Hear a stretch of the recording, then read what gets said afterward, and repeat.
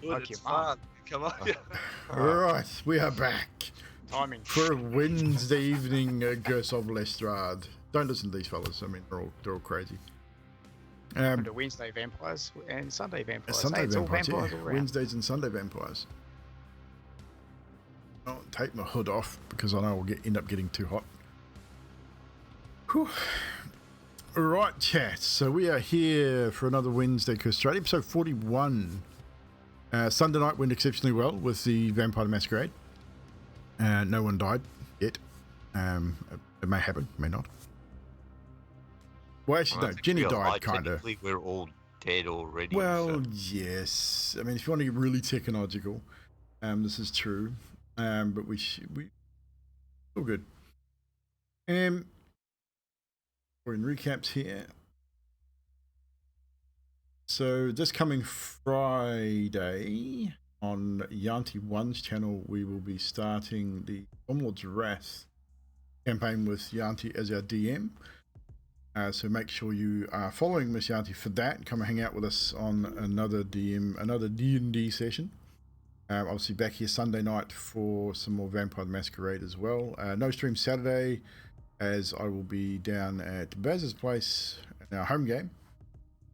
So we'll be doing that Saturday. Yeah, so pretty full on week actually. So there's no mini painting this week, so I wasn't well on Monday night. And Thursday I got some Call of Duty stuff. So I'm going to look at Monday, Tuesday next week, hopefully start the mini painting stuff. A couple of big minis I want to get through. So we'll look at that for next week. Keep an eye on the Discord for announcements on that. There has been a Vampire Masquerade channel added to the Discord for the people involved in that. So you have been given a vampires role, so you should have access to that. So all information relating to the Vampire Masquerade Sunday night show, chuck it in there, guys. Obviously, unless it's private for the storyteller or for other players, DM it to the relative person. But Yeah, all just other thought if you information. If you guys wanted to chat game stuff between characters, it would be a good place, as well as the not so secret stuff, like just things you wanted to do or ask about, And what have you. Thanks for that info too, guys. No worries, bro. So that's available for everyone in the vampire stuff. So Magic and Mina and Grim, if you guys are around, you guys have access to that as well. You all have the role. So unless there's anything else anyone else would like to say, we shall make our start in tonight's session. So last we left off, you had arrived at the ruins of a village once known as Berez, now swamplands, flies, the bubbling marshland, thick fog, words are hard, obscuring your long vision. I mean, you can see out to about 120 feet before the fog sort of makes everything hazy. Eventually, after sort of standing and discussing for a little bit on this road, you did notice a strange green glow coming from a stand of trees to the south of your position, and every now and again you noticed a lantern being swung as if to gain your attention. A bit more discussion, and eventually moving forward and crossing the river, you discovered a set of ancient standing stones. You met with a woman by the name of Muriel at these standing stones. She invited you to join her inside the stones. A little suspicious. You guys are a little weird like that. It took you a little while to warm up to it, but eventually you joined her within the standing stones, finding that this place, it was warm, it just seemed warmer, there was something about it that was different to the surrounding area. Having a conversation with Muriel, you were given information about a Bubbler Saga, a somewhat, how Muriel put it, dangerous hag that resides within the swamp. You were also given information about where to find the Master of the Marsh, the former Burgermeister of Berez, and a few other bits and pieces. Armed with the information that you were given, you headed west across the marshlands and across the small river once again, coming upon a pen of posts surrounded and topped with skulls with a few mountain goats in it. Zadriel attempted to speak to the goats. All they seemed worried about was their stomachs, asking for food and water. Making entry to the mansion, the place seemed airy and quiet. The ruins, I mean, this place has been long ruined. The ceilings and most things virtually rotted away with age. But after a while, you definitely felt like you were not alone. And eventually, an apparition appearing behind Zadriel of the Burgermeister himself, Laszlo Ulrich. A brief conversation had, and another set of instructions given, 200 paces west, which you eventually followed and found yourselves standing in front of a statue of a woman who bore a striking resemblance to one Irina Kulyana, Ismark's sister. After discovering that the statue looked like it had been shifted somewhat and there was something beneath it, a group effort, I believe, between Karnos and Zadriel managed to topple the statue over, revealing a compartment in the beneath of this particular statue with what looked like something wrapped in cloth and twine. Upon further inspection and unwrapping of this cloth, Zadriel discovered the hilt of a sword. And as she grasped the hilt in her hand and gripped it tightly, the sword lit up, its blade extending and radiating a brilliant light from its blade. The card that you had, the fortune card that had led you here, led you to believe this sword was in fact the sun sword, the sword of sunlight that you had been looking for. With that, however, with the disturbing of this statue, a noise could be heard from the marshland in the darkness, and eventually several shambling figures descended from the mists. Large, bloated, watery corpses attacked.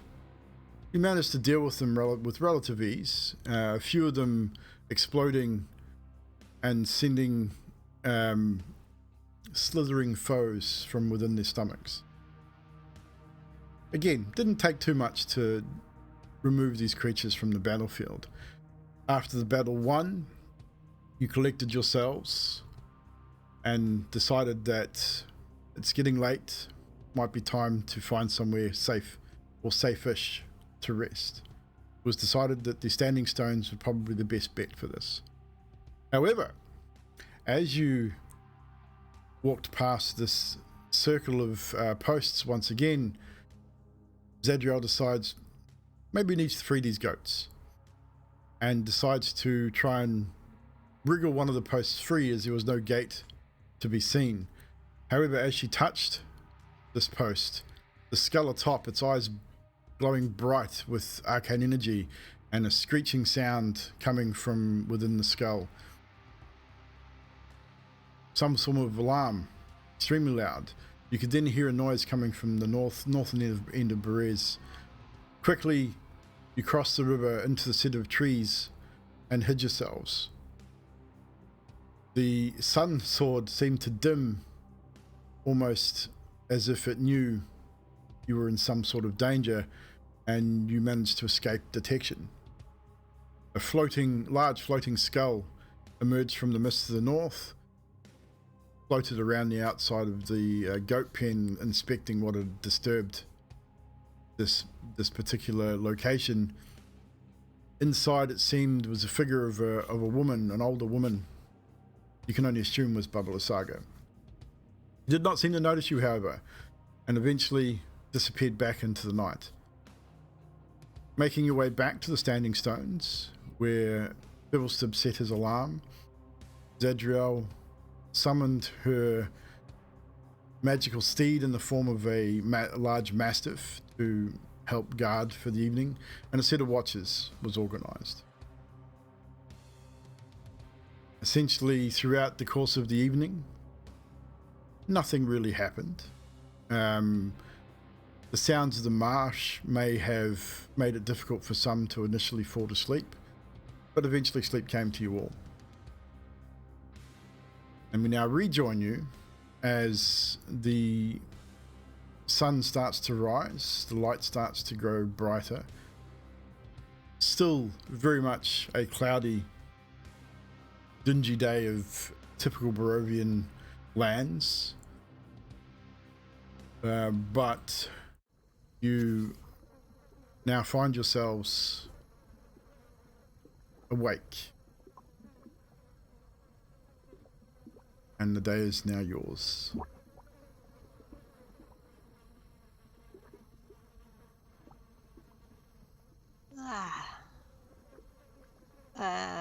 I'm going to have some rations. Does anybody want some? Yes, rations. Amelia's gonna sleep in till she's Toro. So what's the plan? Do we go see what was screaming, or do we get out of here? Aren't we here to look for the little acorn thingy, midgy, Oh yeah. as well? This sword was just a bonus. Do you remember what the seedling was? I remember what it kind of looked like, but I don't know where it is. I just know it's somewhere here, isn't it? Wasn't it? Maybe. Adolf, do you remember? Well, maybe we could ask the Burgermeister again and not free any goats this time. Yeah, stay away from the goats. Anyone who wishes to remember what they were told about the seed, can roll a history check.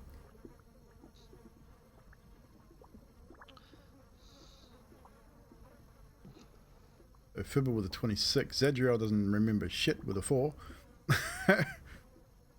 Skathis doesn't remember a whole lot with a natural 1.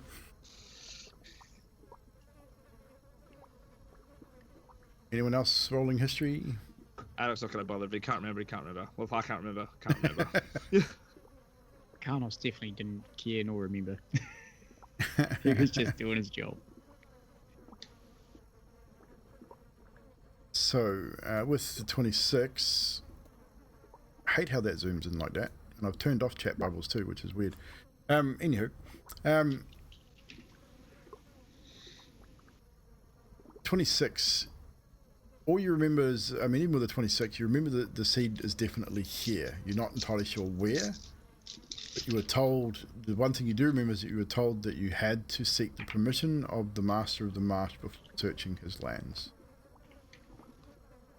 Yeah, so we need to go talk to the ghost dude thing.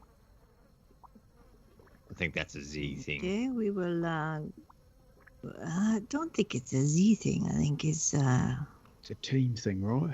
Yeah, we No, just no, ask.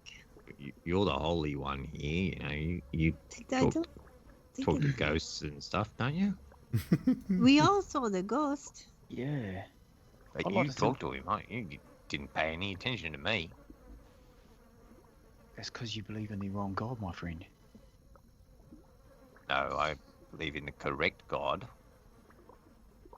for what I do. That's fair. So, Nonetheless, I think we should all take a walk and talk to this apparition type creature instead of just relying on Zadriel to do it. do we show him the sword? Or do we not show him the sword? Didn't matter to him the first time. No. We didn't have it the first time. He I told know. us where to go find it, didn't he? Yeah, he told us where to go find it. It was in the statue thing. Oh, he did? Yeah, you're right. How about we just go back to him and talk to him? Okay, Can't hurt. Yeah, we'll get Skathis to talk to him. That ought to be funny. Emilia, wake up. We're walking. Come on. We need to Has remind she had a ourselves. bite? Has she had a bite to eat? Yeah. Anyone? I did give her some refreshments, I believe, in the previous evening. Right, are we? Is everyone ready? Are we walking and talking? We got all our stuff together, haven't we? Emilia, Yeah, roll a wisdom save for me.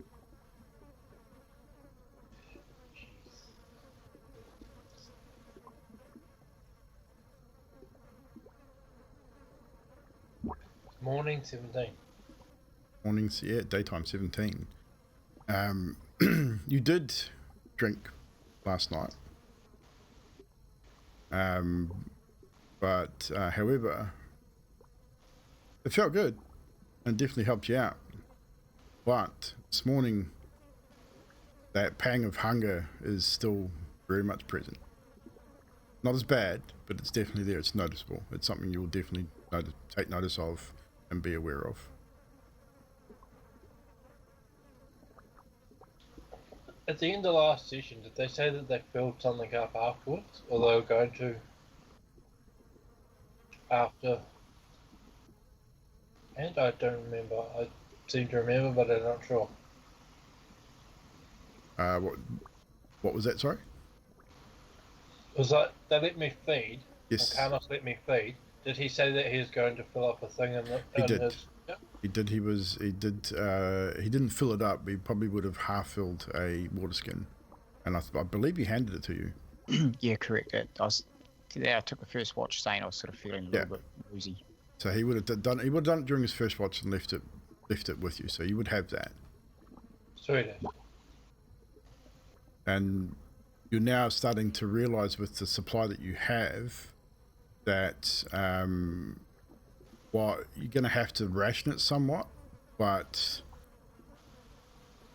you're now realizing that you're going to require a little bit more than what you're currently getting to keep you going, or to stop that hunger from having some adverse effect. It's becoming quite evident now that you do need to have a substantial amount of blood to keep you from becoming something that you don't want to become. Yeah. You're now literally starting to feel that within your own body.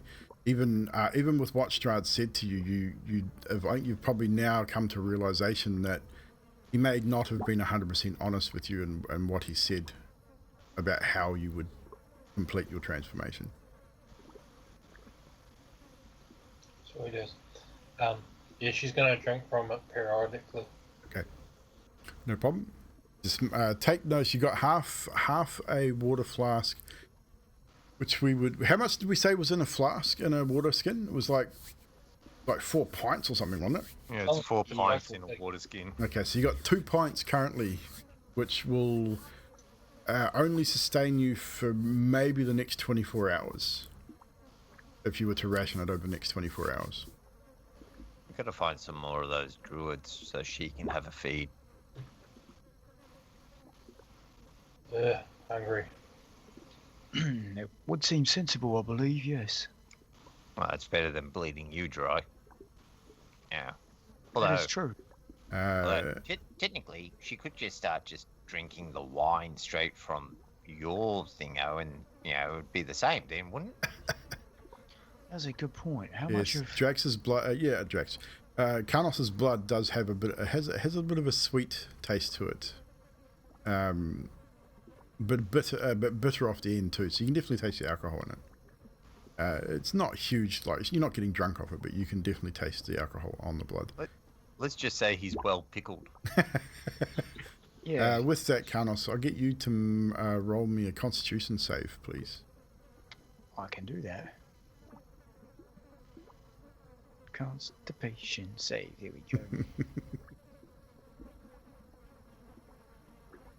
Oh, it was good. Ish. 13. It's not bad. As you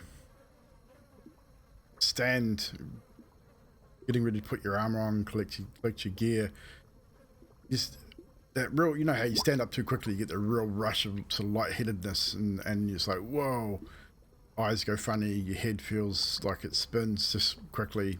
Yeah. Definitely you get that feeling as you wake up, even though you've had a full night's rest. Mate, you get the feeling you may have given just a little too much blood last night. Ooh. Hopefully that will go right with a bit of, my rations I had this morning. And my swig of wine that I started with. Just a swig, because I'm on duty.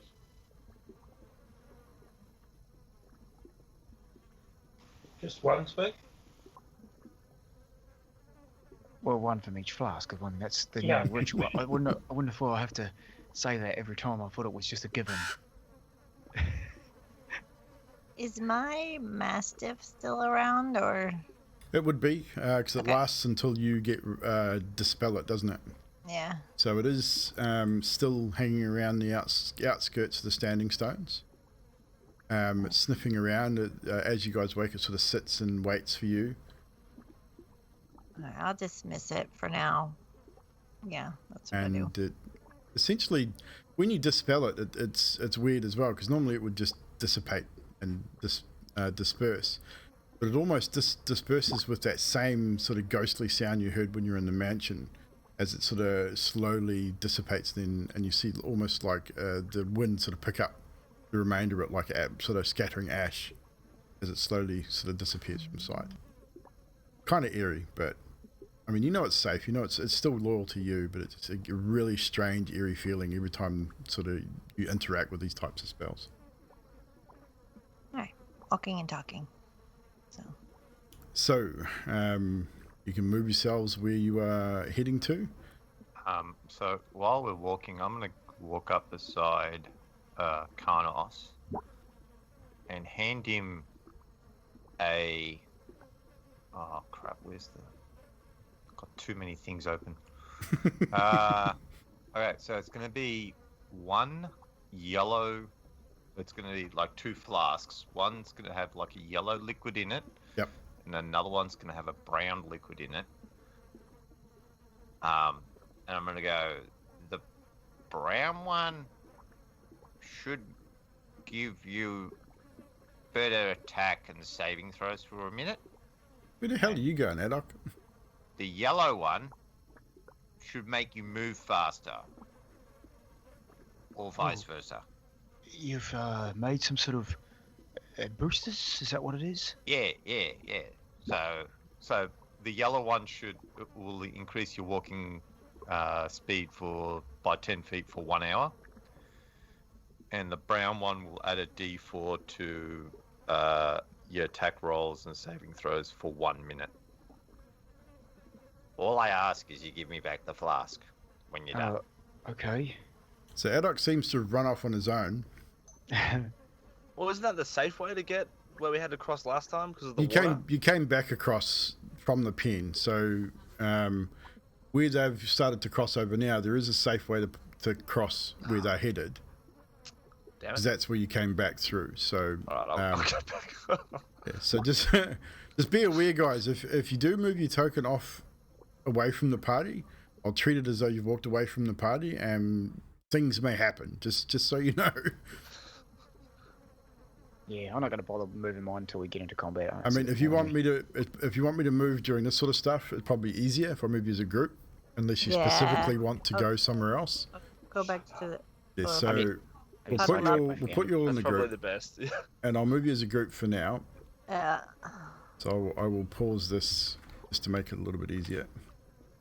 So I'll move you as a group for now until we get into a combat situation or something similar. So just ping the map where you guys are heading to. You're going towards the mansion again. yeah. The ghost guy. You're going to go Ghost guy. talk to. You want to go talk to Laszlo again. And as we walk and talk, I say to Fibble, I appreciate what you've given me, the yellow, slightly speedier potion, and the brown. I do have to ask a question, though. What? Well, one time when I was travelling with a group, it was a group of rogues, actually, to be honest, and we were in the middle of a... Oh no, here we go again. Okay. Anyway, I was talking to Philistine. That's how rude, Mr. Scafus. But nonetheless, this could be interesting for you. Learn from it. I was with a group of rogues, You wanted me to start speaking? I'm speaking. and they handed me a yellow liquid in a bottle and said, drink it, it would help me, and it was their pee. So can I be sure that this is just not your pee? Look, Might want to smell the brown one then. That is where I was going with that, yes. well, Zadriel, I don't want to get sick. if you watched in the morning, you would have seen me put 2 empty vials in front of me, That's the problem. do some magics type stuff, and then they would have just filled up by themselves. If you were paying attention. Yeah. Apparently you don't really pay attention to the shit I do, but it's okay. I understand. You I was feeling? I was just making sure it was safe. DM, do I believe him? Roll inside, dude.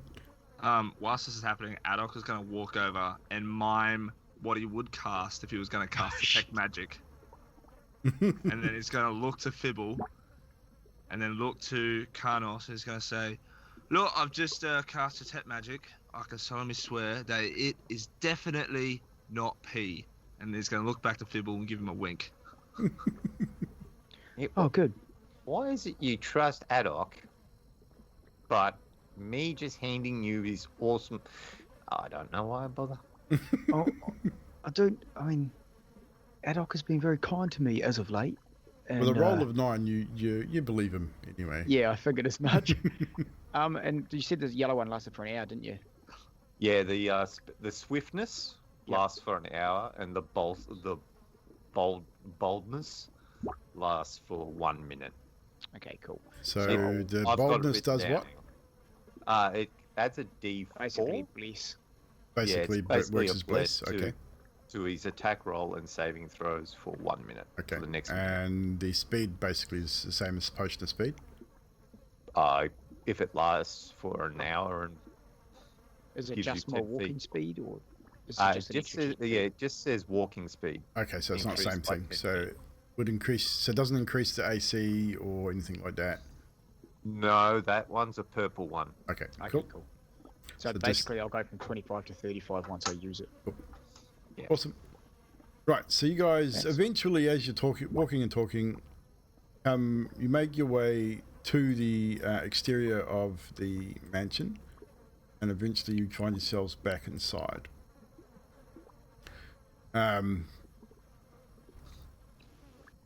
Looking around, it is now. I mean, I'd say it's now daylight out, so you can see more than you did previously. But you don't have that same feeling walking into the mansion as you did the night before. Like you don't have that same feeling of being watched. You don't hear that same sort of weird sound you heard the night before. It's all very quiet.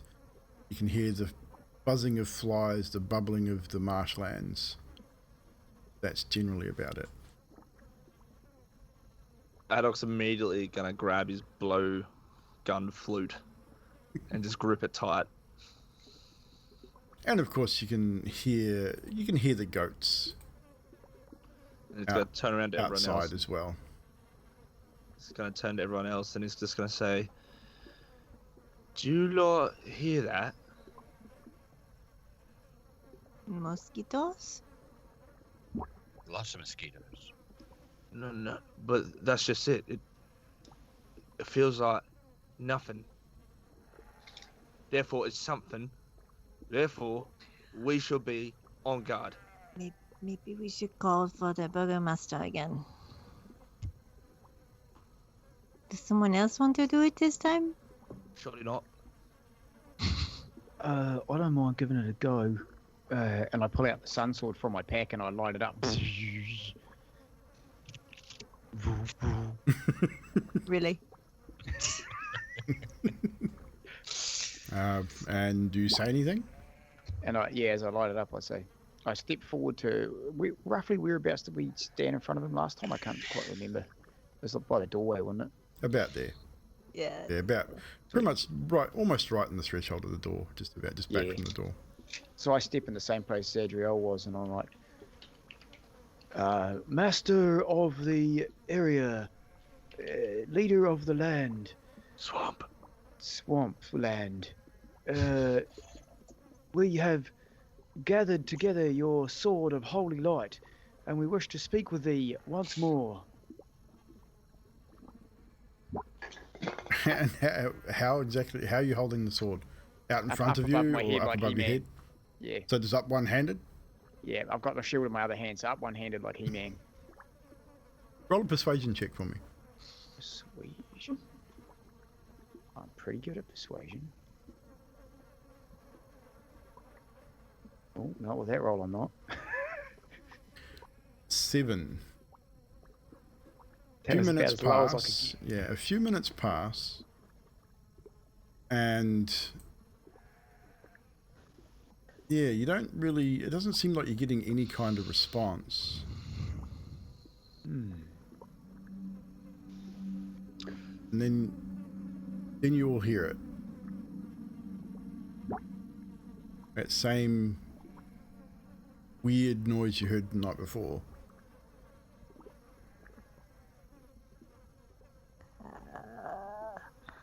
Accent shield. Hello, Laszlo.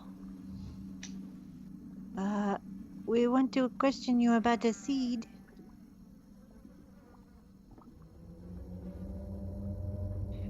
We don't really want to question him. We kind of just want to ask for permission to walk around his lands.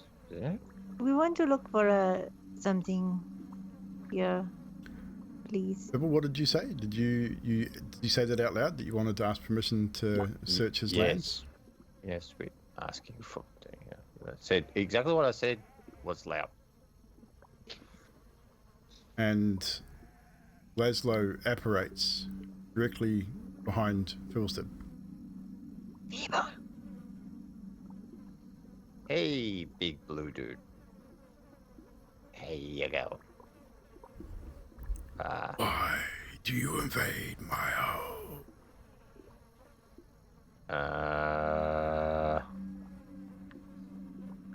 Z, why are we here? You said it yourself. We would like permission to search your lands, please, for a certain seed. Seed of life, you see.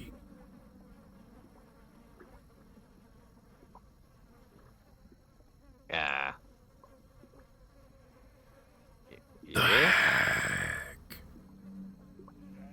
Oh no, the hag has the seed?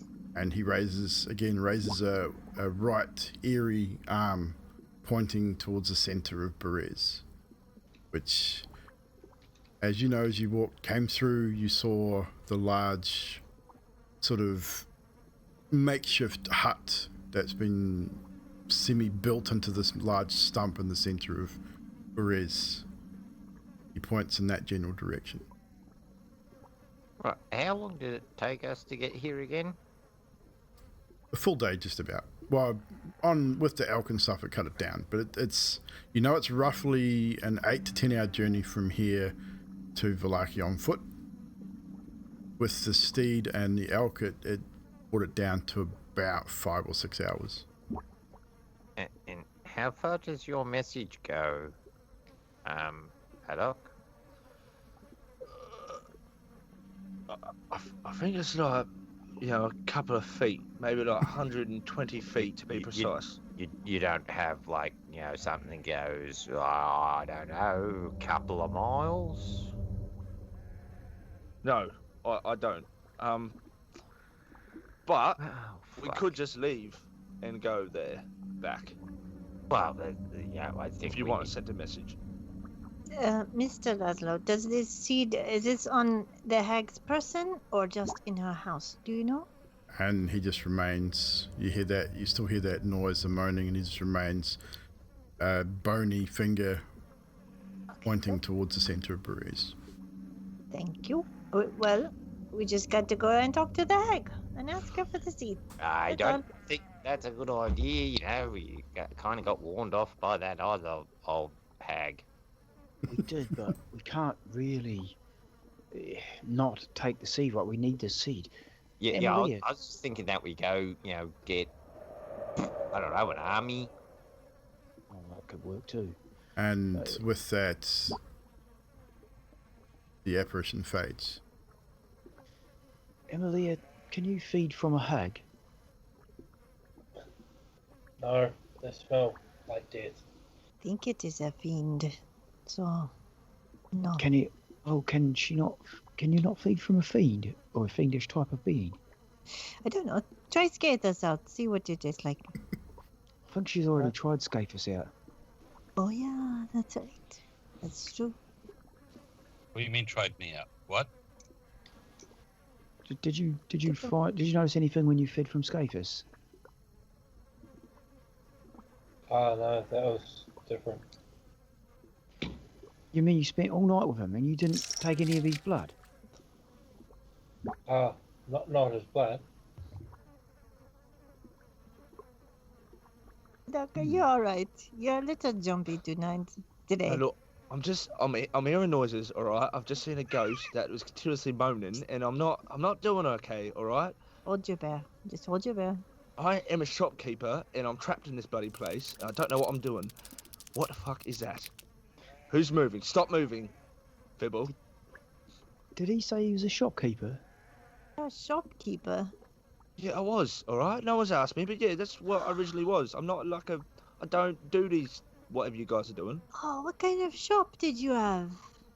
Well, like, I tinker mechanical shop that, you know, I created stuff and then sold it for a bit. All right, please, whoever's moving, just please, for the love of God. You know what? I'm just gonna start burning the place. Yeah, I mean, I apologise. We've never asked you what you did before. Mind you, and our judgments aside now, because I know you better, but I just assumed goblins just raided, pillaged, raped, and did whatever they normally do. Yeah, I didn't well, realise they they do had that shops. too. most goblins end up dead, don't they? Look at me. I don't look like a normal goblin. I'm not dead.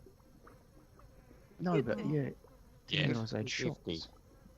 You could have been getting us discounts this whole time. Well, that's what I've been trying. That's what. Look, is this really the right place to have a conversation about this? I'm a little bit. Can we get a move on out of Okay, here somewhere? let's go Yeah. ahead to the hags. We will walk and talk as we head to her house. So you're I gonna head towards the centre of Yeah. Yep. I think we need Okay. to beat her down. That's it. She needs to be. Okay.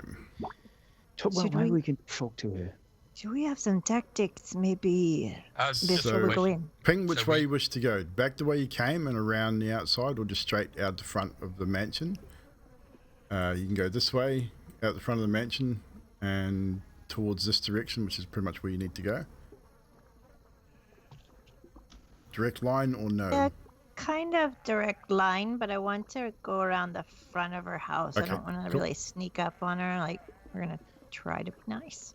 Okay. Yeah, I think diplomatic is the way. Start nice and let her make the first move, right? So, just to give you guys a bit of context here, as you move out the front of the mansion, see off in the distance here, you see the hut.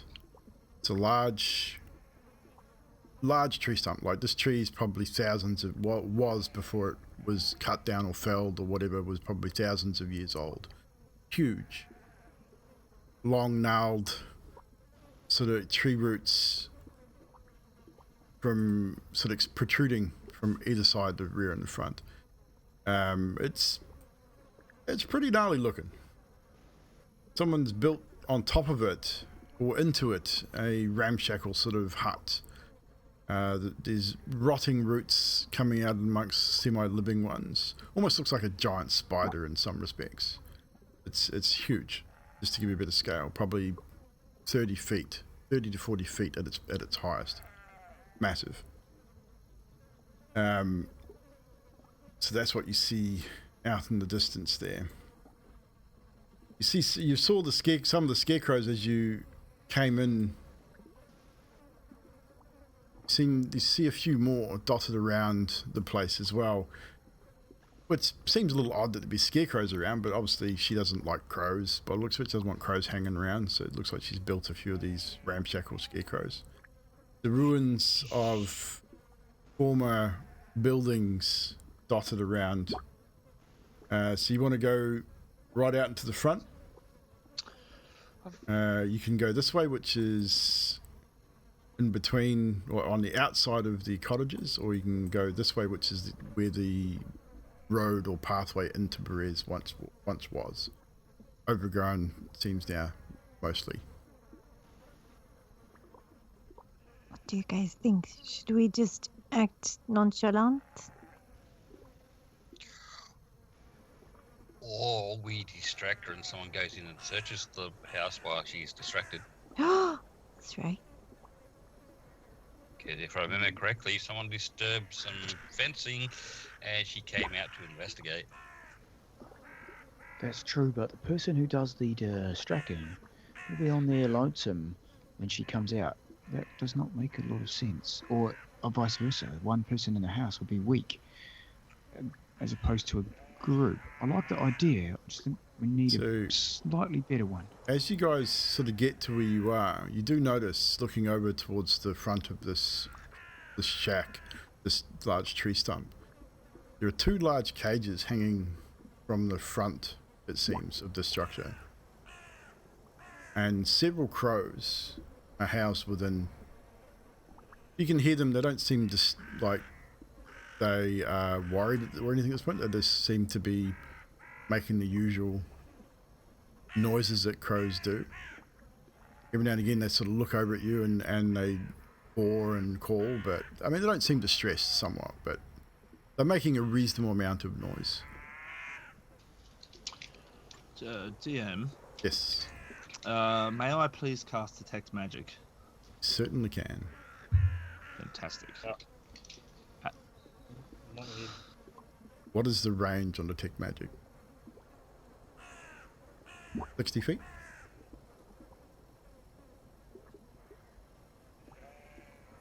Is 30 feet. 30 feet.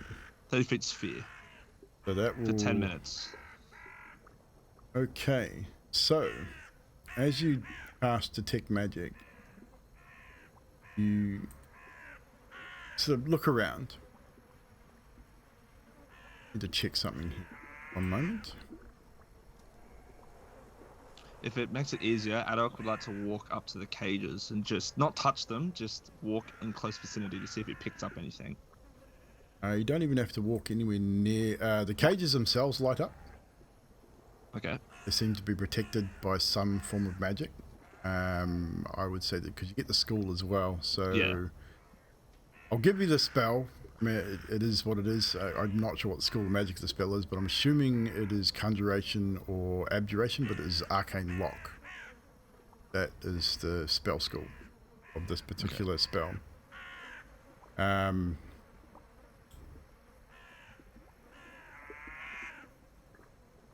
also Adok is sus on those scarecrows. Scarecrows don't seem to be giving off any kind of magic. Yeah. But the cages definitely do. And you do get an arcane signature from within the hut as well. But something it's not unexpected because you've been told that this hag lives here, or this is roughly where she is. So you would assume that you would get some signature from inside the hut as well. And you get abjuration, conjuration skills from within the hut. Okay. With that, you watch as Adok just wanders off to the cages, doesn't touch them, wanders out to the scarecrow, kind of looks at them, then comes back to you guys. Kind of signals to draw you all in. Once you get to there, Adok, where you'd be able to see the first of the cages, they're quite high. They're about 12, 14 feet from the ground. You notice there's a door. It's closed. Roll a perception check for me.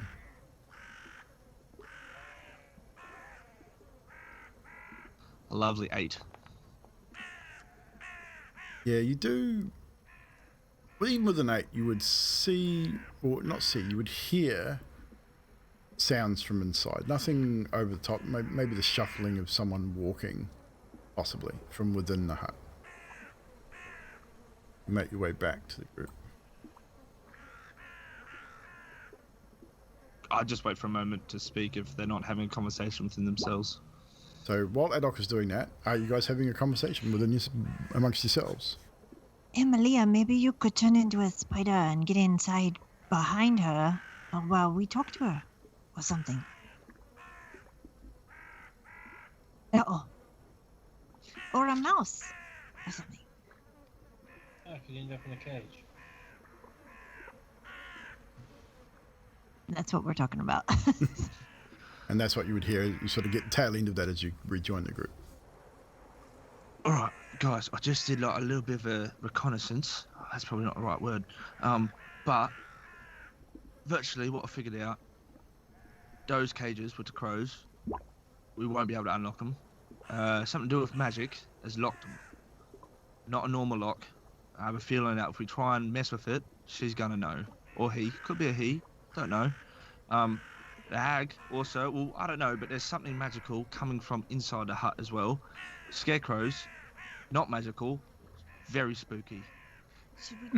Should we talk to the crows, maybe? Maybe they are like Owen was. You know, crow Right. people. You can talk to animals, so go do your thing, I guess. Is there anything we should ask him besides whatever? You want me to ask? Do Can the they give us a scarecrows. hand? Oh, okay. Yeah. I can speak with animals, and in crow cause, I say, are you okay? And do you know a way to help us with the hag? And are the scarecrows magical? Ish, bad. Cat. That's all you get back. They look at you and just call back in crow. They said cack. They don't know. These dumb crows? Oh. Spell, you think about it, your spell should work. I mean, it worked. You cast it, but it doesn't seem to be working on these crows for some reason. Maybe they are under a spell or something from her. Hang on a moment. Adok. Yeah. You said you cast a spell to see what kind of spell was on the cages, right? Yeah, And that spell worked. definitely did. Zedriel, how close were you, Adok, to the house or the cages when you did that? Me? Yeah. Well, I mean, I cast out myself and I just walked to the house. But that lasts, it's like a 30 So you foot cast it sphere. first. Should Oh, I I move hope. closer? Well, I'm wondering if maybe magical effects are dulled away by something here. I pull out the sun sword again and light it up. And I'm not too worried because I want to talk to the hag anyway. So I'm like, Kind of doesn't work that way, but it does it now. does now. Kinda The whole makes lightsaber noise. effect as he pulls I'll the make hilt. a noise every time. Thomas will make the noise. No, the sword probably doesn't, but I do. No, what you'll find is the sword doesn't. Once it was activated by Dadriel's hand, the blade no longer dissipates. The blade is always there. It'll be dim, and when you grasp it and use it to fight, it will glow in that bright radiant sunlight. So it's a solid blade. So you would either have to have it in a backpack or in So a sheath it's or a something. blade all the time, but It's it a lights blade up. all the time now, but it does it radiates that radiant energy when held. Initially, when you got it, it didn't though. But now that you've wielded it, it's now a true blade. And I say, Swordy, what were we going to give him a name? I can't remember. I don't care, but not sorry. No. He's- Okay, I'll think of something. Didn't we name it after what's his name, brother? Oh yeah, the brother. What was his brother's name? I would bloody forget. Sergei. Sergei. Oh, Sergei, that's right. I've got to write that down so I remember. I Karnos, you get highly a suggest you don't call the sun extreme sword feeling of Sir. anger wash over you as you use the term Sergei. I think everyone heard my mispronunciation of that and thought of something I didn't. Oh dear. Careful, Drax. You better just call it sun sword. I'm gonna take Sergei. Therefore, Nutty, Sergei. that, if that and gets squish reported, down you will get your account to banned. Surge. Right. So Surge. I mean, we know it's Uh, okay, but TOS, guys. TOS. It's hilarious. It's hilarious because I didn't spot it. See you anyhow, again. anyhow, I say, Serge, right, how would you feel about this hag if we were to take her down? And I try and get the feeling from the sword like previous. You get a positive feeling from the sword. It definitely would like to see the demise of anyone associated with Strahd. That's the strong feeling you get. And do you feel like she can dissipate your magic? And I hold it closer towards where Zadriel was standing.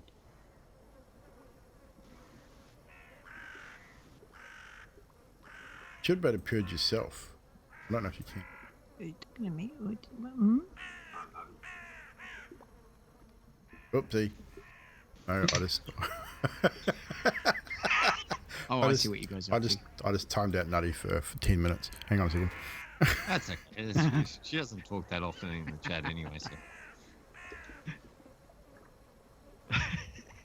Right, you're now not timed out. Sorry. So I hold the sword towards where Zadriel was standing, and I say, "And do you feel like your magic has dissipated in this area?" You got unmodded as well. You don't really get a response in that respect. Okay, I'm not getting a response. Look, can I just knock and maybe ask her? She might just give us the seed. She might just be like angry because she can't grow it. We'll just free. What? Maybe we'll just free the crows after we kill. I mean, talk to her.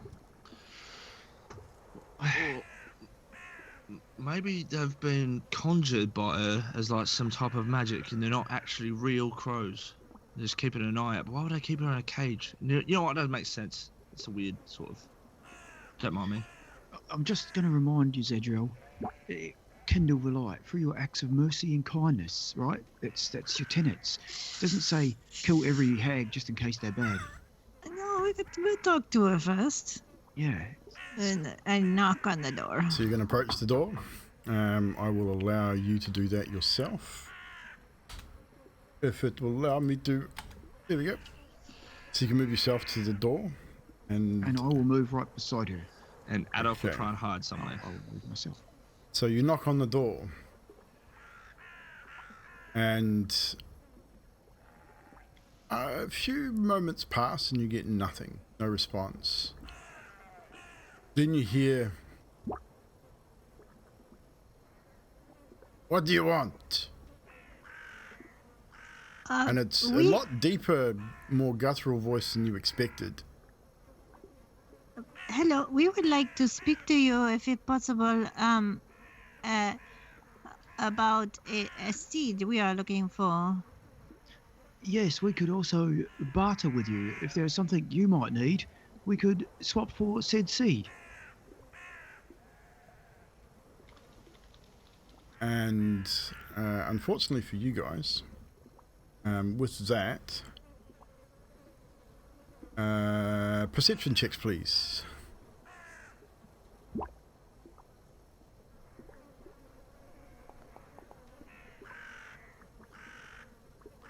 Yeah. 17.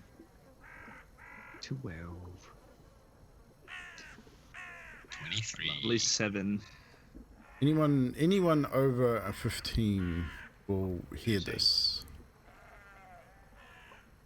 So Zadriel, Scathus, Emilia. No, you won't. You're 13. So yeah, it's Zadriel and Scathus. You are the first to hear it. And then as you turn to see where the noise is coming from, you notice the first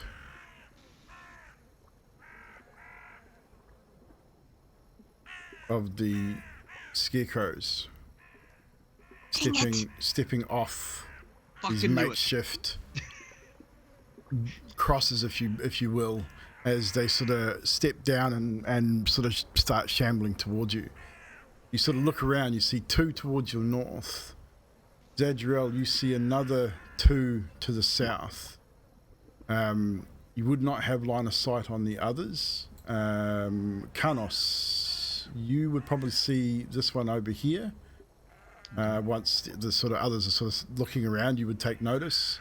Adok, you would probably see this one over here as well. But we are going to, when I look at some stuff here,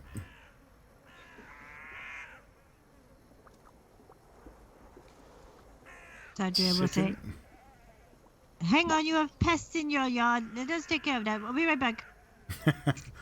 with that, we will roll initiative, guys.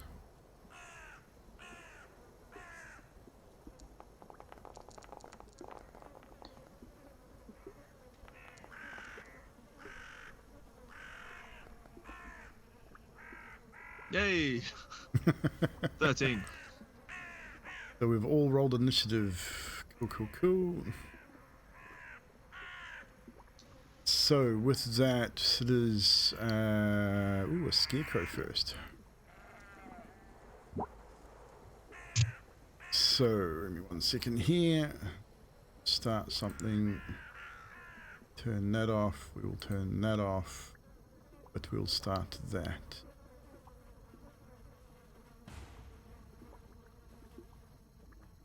So, as you turn, these scarecrows start moving in a general direction. First one moves into you, Adok. Huh? Not Adok. Is that Skathis? What's you, Skathis? I was zoomed out, I couldn't see. First one moves into Skathis. Sorry. It makes... Ooh, it has a multi-attack here. Let's see what their multi-attack is just quickly. It makes 2 attacks.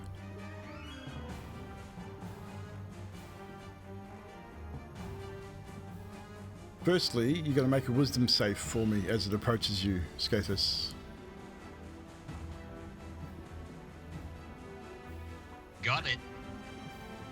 You are safe. You get, as it sort of approaches you, the look of it almost startles you a little bit. Its visage is twisted and angry and really creepy looking. But it does attack you twice. First one is a 20 to hit. That's a hit. You'll also need to make a wisdom save. Wisdom save, was it? Yep. Again.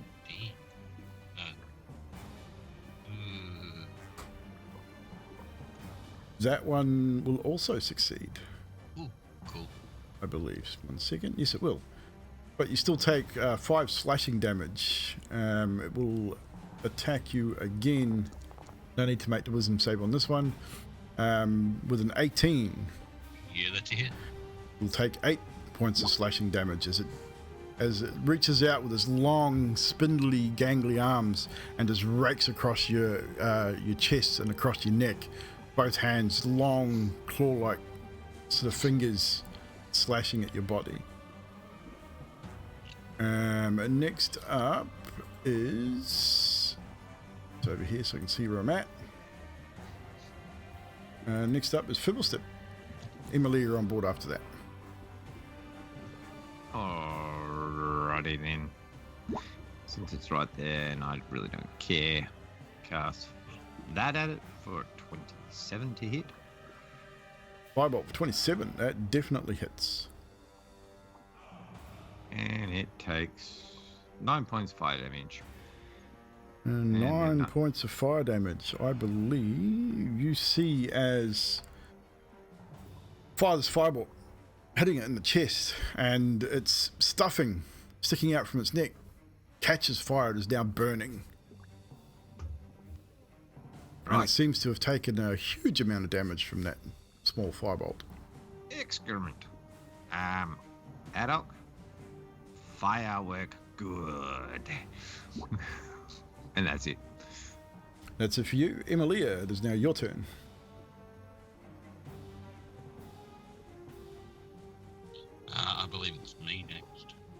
I believe it's Emilia next. Who was it? Oh, Actually, no, Emilia with 18. Okay. Oh, never mind. I stopped up. Where is yours? Yours is 11. Yeah. Looking at wrong things.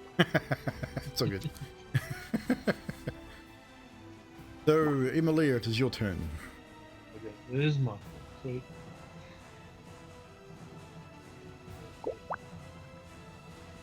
Yeah.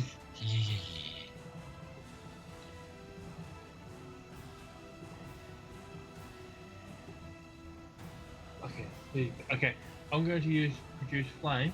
Yep. And create a ball of fire in my hand with my bonus action, and then attack with it, like Which one are you attacking? the one south of my position. This one down here? Yep. Cool. Roll to hit. 25. Do I? Be -2 still, but still hits 23. That's 9 fire damage. 9 fire damage. Same fire damage as Physical Step. It also catches a light and starts to smolder. Even though it's damp and wet, it still starts to smolder with this fire produced from your produced flames. And it's taken a reasonable amount of damage. I'm going to move, if I can. Should be able to. Let me move to there. Cool. Not to there. One more. No worries. That is you. That's me. Next up is this scarecrow over here. And he is going to shamble his full distance to there. Pretty much all he can do. Actually, Fibblestib and Skathis. Let me see here. No, just Fibblestib. Need you to make a wisdom save, please.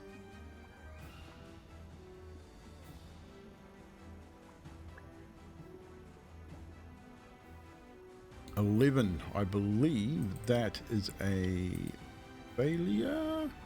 Nope, that is a success. I was just actually about to say, if it's magic, I actually get advantage. Okay, so roll advantage, but you still succeed. You're good. It's not a magic. No, it's not magic. Sorry, it's just an effect. But you succeeded anyway. 11 was the thing. So you are good. Next up is Lekanos. Right, Carnos is going to. Oh, I'm going to take the yellow liquid that And Mr. increase Sid your gave me. movement speed by 10 feet for an hour. Yes. Is it the same as a healing potion? Is that a bonus action? I would say so, yeah. Taking Right. any kind of potion will cost you a bonus action. Then I am going to move over to this fellow over here. I'm going to target him. If I can remember how to do it. Alt left click, I believe, or alt left click, alt right click, one of them. And then I'm going to, as I walk over, I have the sun sword in my hands, and I place my shield back on the pack and pull out a torch, lighting it up. And I'm going to, sun sword in one hand, torch in the other, I'm going to attack with the torch at him. Okay, roll to hit with your strength as your modifier. I guess that would be an 8. I think it's the same as you're a strength based, you're a fighter, yeah? Yeah, so it's the same as hitting with a Yep. sword. Yep. I'll use a sun sword stack. Oh, there's unarmed. There we go. I'll use that. 25 to hit, That definitely hits. and I'm hoping to light it up on So fire. roll D4 plus your damage modifier. So or D4 plus your strength for its damage. Okay, so whatever I roll plus 5, so 6. 6 points of bludgeoning damage, and I'll get you to roll a single D8, please.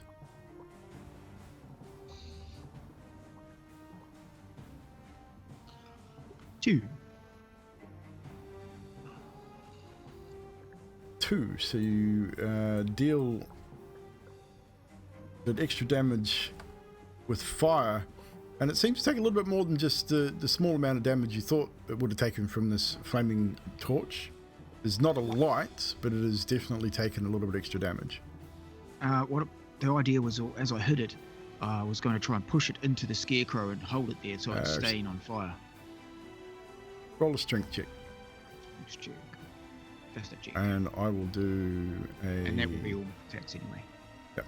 I will 15. also roll a strength save on fire. So it is a failure on my part. You rolled lower than you. So you have the torch fiercely thrust into this creature's face, which will continue your damage on your next turn. Sweet, and once the torch is in, I've grabbed my shield and that with the enemy, thanks. Okay. No problem. Next up is another scarecrow, which is this one over here. And he's going to move his full movement to there. Karnos, you'll need to make a wisdom save, please. 11 to beat. Wisdom. Uh-oh. 5. You, my good sir, are now frightened. I'm a little bit frightened. So, being frightened, a frightened creature has disadvantage on ability checks and attack rolls while the source of its fear is within line of sight. The creature can't willingly move closer to the source of its fear. So the one that's on fire in front of me is the source of my fear, is Nope, it? this one here. Oh, that one there. So, yeah, so as long as that's within line of sight of you, you'll have disadvantage on attacks and ability checks. Okie dokie. For, you don't know how long, but that is the end of its turn. Skatus, you're up. So I'm attacking the one directly in front of me. No, roger that. So I'll go hammer and tong on it. Yes. Roll Unarmed to hit. strike. 10 to hit. That'll miss. Nat 1. That'll also miss. A little bit concerned about what's going on, Skathis strikes once, twice, and hits nothing but straw. Like, you hit it, but it just does no damage. It's almost like a punching bag. But it's weird. Did no damage at all. Is that your turn, Skathis? That it is. Next up is, as the door opens and this creature steps out, kneels down below the threshold of the this hut, but a large, probably 8-9 feet tall, as she crouches, sort of makes her crawls almost like something coming out of a small cave, crawls out from inside this hut and stands up almost to her full height, as what you can only assume is Baba Lysaga emerges from inside the hut, looks around and says, Cannon Fodder, Strahd will be pleased. And looks at you, Zadriel, because you are right there. And let's see what we've got here.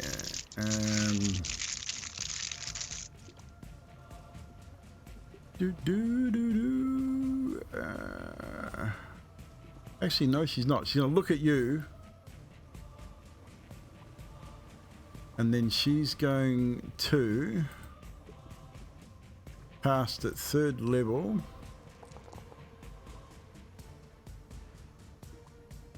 A lightning bolt directly out in front of her. So Skathis, you will need to make a dexterity saving throw, please. The scarecrow is going to die as it is engulfed in lightning. 17 to beat. A natural 1. Skathis, you take 36 points of lightning damage as she points a finger out in front of her and fires a lightning bolt. and you are engulfed in Ow. lightning. Just ow. She then jumps from her particular location and lands, when I pick the right thing to move her with, and lands inside the large skull, which is hovering 10 feet off the ground just beside the hut here, and just looks around. Next up is a scarecrow. This one over here. It moves right into you there, Karnos. And it makes, as you are already frightened, it doesn't try and do that to you, but it makes 2 attacks. 12 to hit. I believe that misses. It misses. I put my shield up and block its hands. Yep. And its second attack, same attack, both miss. Rakes its claws across your shield, and you can feel that sort of tension as it rakes its claws across your shield, causing it to almost spark. Very eerie effect. This one's turn now as well. Unfortunately, Karnos is the closest thing to you. It moves into you and attacks you twice as well. No problem. I can take it, except for that one over there that's fucking scary. 6, that misses. The second, ooh, that might be better. 16. Still not enough as I Still block, not block, enough. block. They seem to be surrounding you, but you seem to be fighting them off. Zadriel, it is now your turn. Oof. Zadriel will cast Blast on the 3 little ones next to her, which is Gaethus, Feeble, and Emilia. So Skathis has Bless. Yes. Fibble has Bless. Emilia.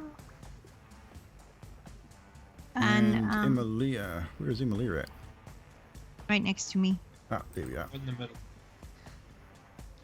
I am going to make a judgment call, and I'm going to quickly go to where Skathis is to help him clear out these guys. So I'm going to move here. You mean Karnos? Karnos, sorry. Yeah. And use my other attack to hit him with the hammer. Cool. So For Clockwork 18. Hammer smashes down on this creature. Yeah. The For damage. 14. 14 points of damage. It takes that damage. And Skathis is next. I mean, Karnos is next to me, so he gets the warding of.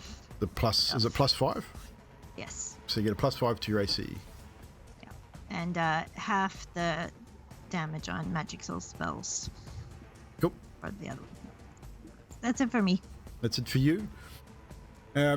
Now it is next up as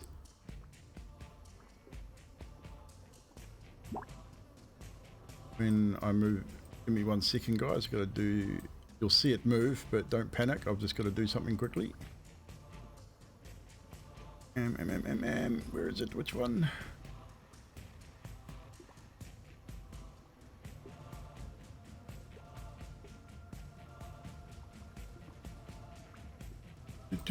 Gotta move.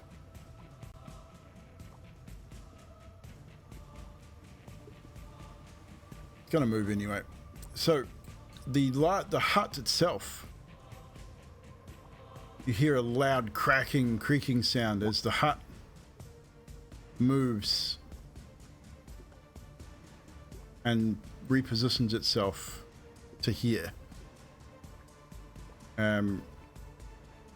Can't delete that roof for some reason, but I will get there in a second. But the hut moves, which is kind of freaky in itself. Skathis, unfortunately for you, it reaches out with a root, a long, huge root, and takes a swat at you. Which hits with a 27. and does 30 points of bludgeoning damage as a large root just comes down right on top of you.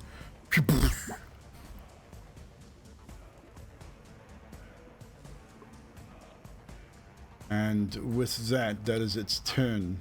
I'm down. Skathis, unfortunately lose bless, but you are now unconscious. The Skathis has been knocked silly under the weight of this large root that comes down on top of him. Next up is a Scarecrow's turn, which is this one here. Oh, come on, let me ping it. That one is going to move into you, Karnos, and make its attacks. 2 attacks. I'm gonna pose disadvantage. Disadvantage on the first one? Yep. Which will be a 6, which misses. The second attack is a 19, but you're at a +5 AC as well. Correct, yeah. So that'll definitely miss. Yeah. That puts me So, at 23 with Yeah, +5. So. two attacks. Again, one just seems to reach out and then hesitates and misses. Second strikes the shield once more. And that is that turn. Back to the top of the initiative order. Fibblestep, you are up. Alright. You've also seen this large hut pick itself up and move 30 feet in 2 strides and then strike down Skathis.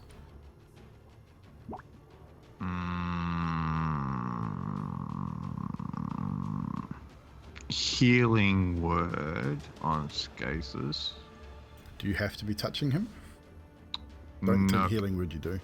No, healing word is just a bonus action.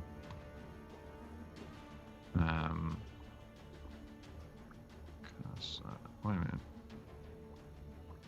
I don't want to cast it at second level. I want to cast it at first level. You're not worth second level, Skathis. Sorry. Damn right. I don't give a shit about him that much. 9 points of healing to him. 9 points of healing, so you're now conscious but prone, and at 9 hit points. And then at Baba Yaga. Target Bubble Saga. Yeah, that's not going to work. And That will miss. Natural 1. Yep. And now I have to. Crap. Misfire. I have to crap. That's it. Yeah, nah, I've got to do the misfire Yep. crap now. So with a natural 1, you pull the trigger and you hear click, psst, as nothing happens. It's a puff of smoke. Next up is Emilia.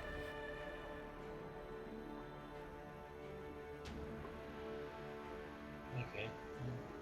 What I was gonna do, doesn't matter.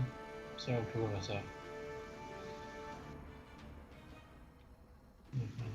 Okay, I am going to use the other screen. No.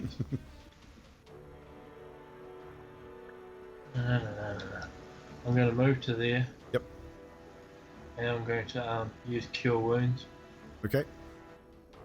on Skathis for 14 points of healing damage. 14 points of healing damage. You do not take that 14 points, Skathis, unfortunately, as Bubble Saga raises a hand and counterspells. Son of a bitch. Yeah, I'll end my turn then. So that's your turn? Yep. You look up and she's just grinning at you, Emilia, and gives you a little wave with a long bony hand. Emily waves back. Next up is this Scarecrow over here, who's going to move into Fibblesteb. Fibblesteb, Emilia, Skathis, and Adok. You'll need to make wisdom saves, please. Don't forget your blasters. Except for Skathis. Emilia and Fibblestib have Bless, so you get a D4 on top. Skathis wins with a 23. No, not a 23. 11, That's no sorry. problem. Yep. You made a deck 27. save, so 11 I got works. 26 all up. I got 13. 13, you all succeed, so you're all good. As this creature sort of rocks up. Adok, you were surprised. You surprised yourself. Normally this thing would terrify the shit out of you. But you just hold firm and you just grit your teeth and say, no, I'm not going to be afraid of this. It's just a scarecrow.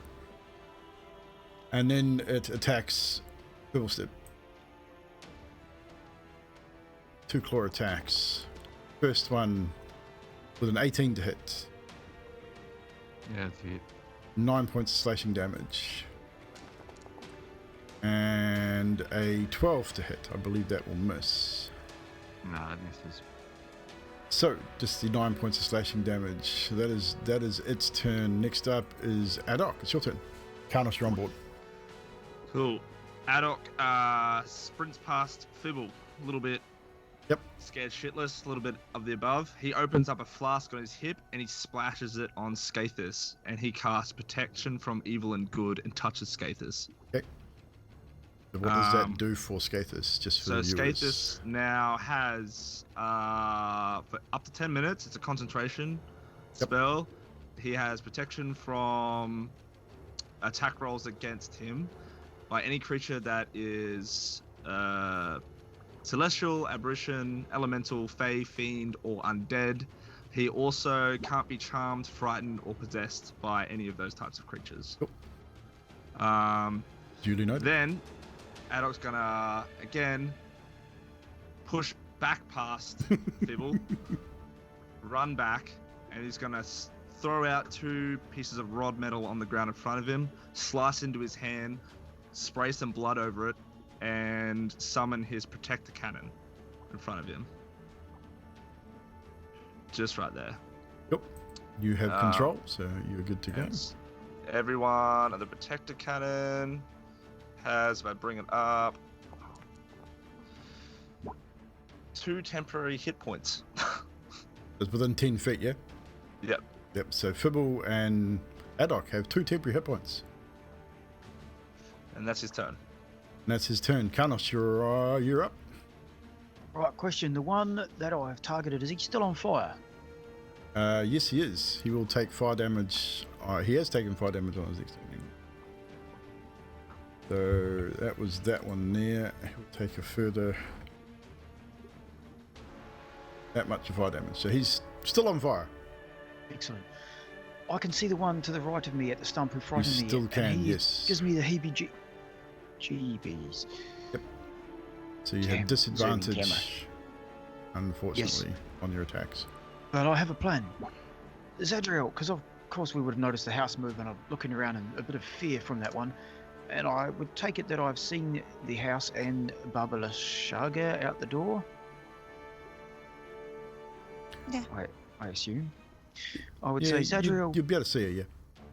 I'll say, Zadriel, we are the biggest hitters and we are fighting the minions. Maybe we need to swap places with the others. And I'm going to back away, and 30 feet is right up to her face. So I guess So they you'll get take 3 attacks. 3 attacks of opportunity as they leave your thing. You Just do one thing. have high AC. Yes, and one thing first, DM, I would like to, as my bonus action, drink the brown bottle of liquid first, which is what I initially planned. Okay. Cool. Which gives me the attacks and saves plus a d4. Okay, so So we'll do you're that. probably I'll going to pay get. you. You're probably going to be okay here. So I don't think any of these are going to hit you with a +5, unless you got a natural 20. So you're good. Cool. So you managed to get away, and you no longer are in line of sight of the creature that had frightened you as well. So you do get another wisdom save at the end of this turn. That is good, but that was my plan, to get out of the line of sight of him, because I'm afraid. He gives me the willies, that guy. And I get up to Baba Lasaga and her house, and I say to the minions as I'm running. She's Minions. 10 I say feet. to She's the- hovering 10 feet above you too, by the way. In the Above? sky. Okay. Yeah, she's in a giant skull. Ah, yes, you did say that. I'm going to say to the other guys, maybe concentrate on the minions. This could be a little tough. And I'm going to So 10 feet above, I Yep. probably won't be able to reach you. Oh, well, Unfortunately, no. You could 5 foot throw reach. something. That is true. She does have half cover inside the skull. So there's a skull up off the ground, is it? Yeah, it's hovering 10 feet off the ground. She's inside it. Is there anything nearby that I could have climbed up on to get There was, higher? Like there was until the hut moved. the hut moved, okay. If knowing that she was in the sky, I will allow you to retract what you want to do, because you would have known that she was there. You would have seen it as you turned. yeah. So I will allow you to do something different. I think... Man, that's tough. I want to protect these guys.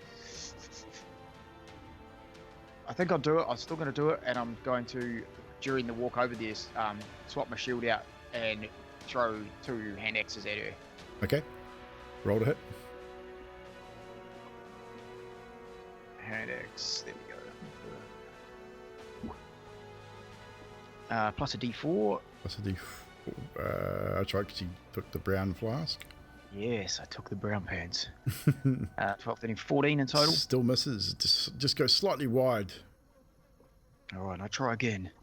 With my second shot, I sort of spin around. I throw one axe away. I grab the other off my belt and I lob it at her. I'm trying straight for the centre mass. That's a bit better. 26. That'll I don't need a definitely D4 hit. for that, I don't think. And that is... Where's my damage for that sucker? So used to looking at different weapons here. 8 hand axe slashing damage. You do strike her, just not exactly where you're aiming, just slightly higher than that, but you see it rocks her a little bit, and then she looks sort of down towards you and just smiles. Yeah, so I took, just to be clear, I put the sun sword on my belt and threw with my right hand, held my shields. Cool, no drama. And that is it for me. That is it for you. Next up is a scarecrow, which is this one that frightened you. Oh, do I get a save on that frighten? Yes, too? you do. Make a wisdom save. The D4.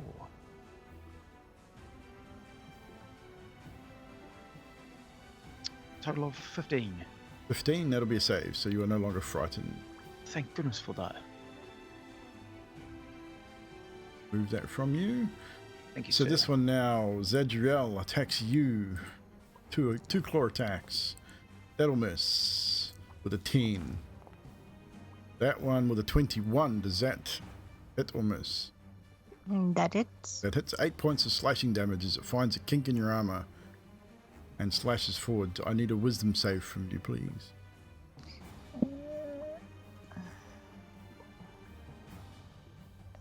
27 plus 5. Yeah, that's good. I think you're okay. Skathis, you're up. So to get up, that's half movement. Half movement, yep. So 15 feet. So it leaves you 15 feet left to move. 45 foot travel. Or it leaves you 30 feet then.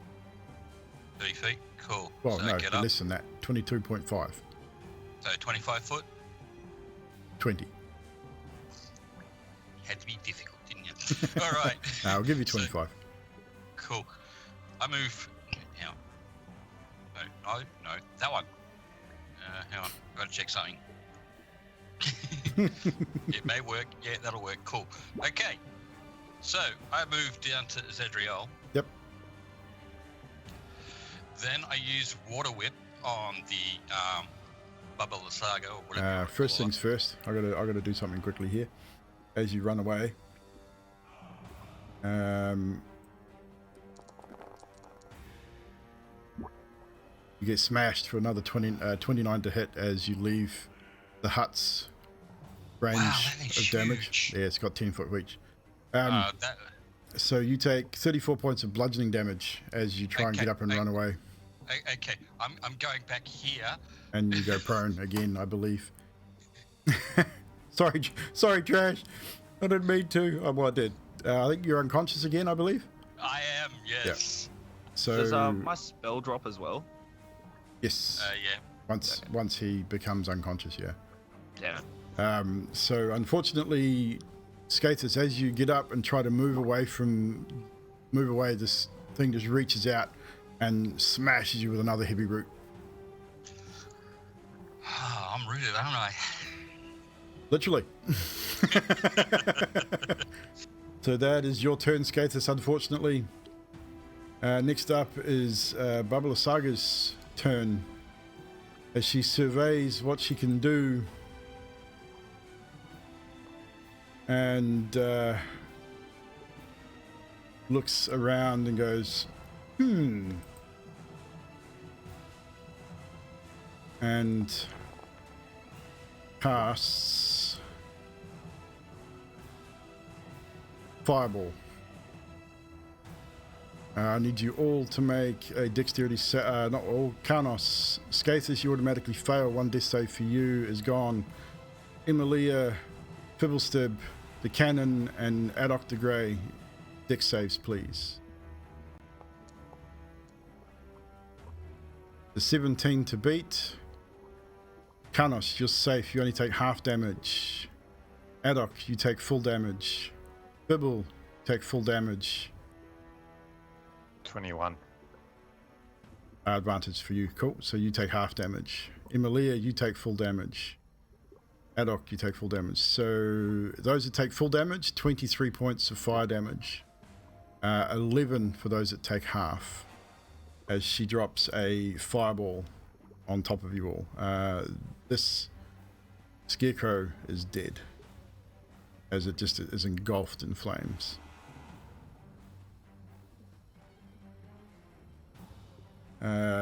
She looks around.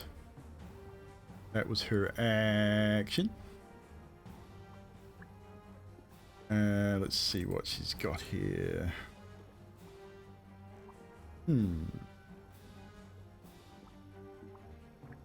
Pretty much her at this point.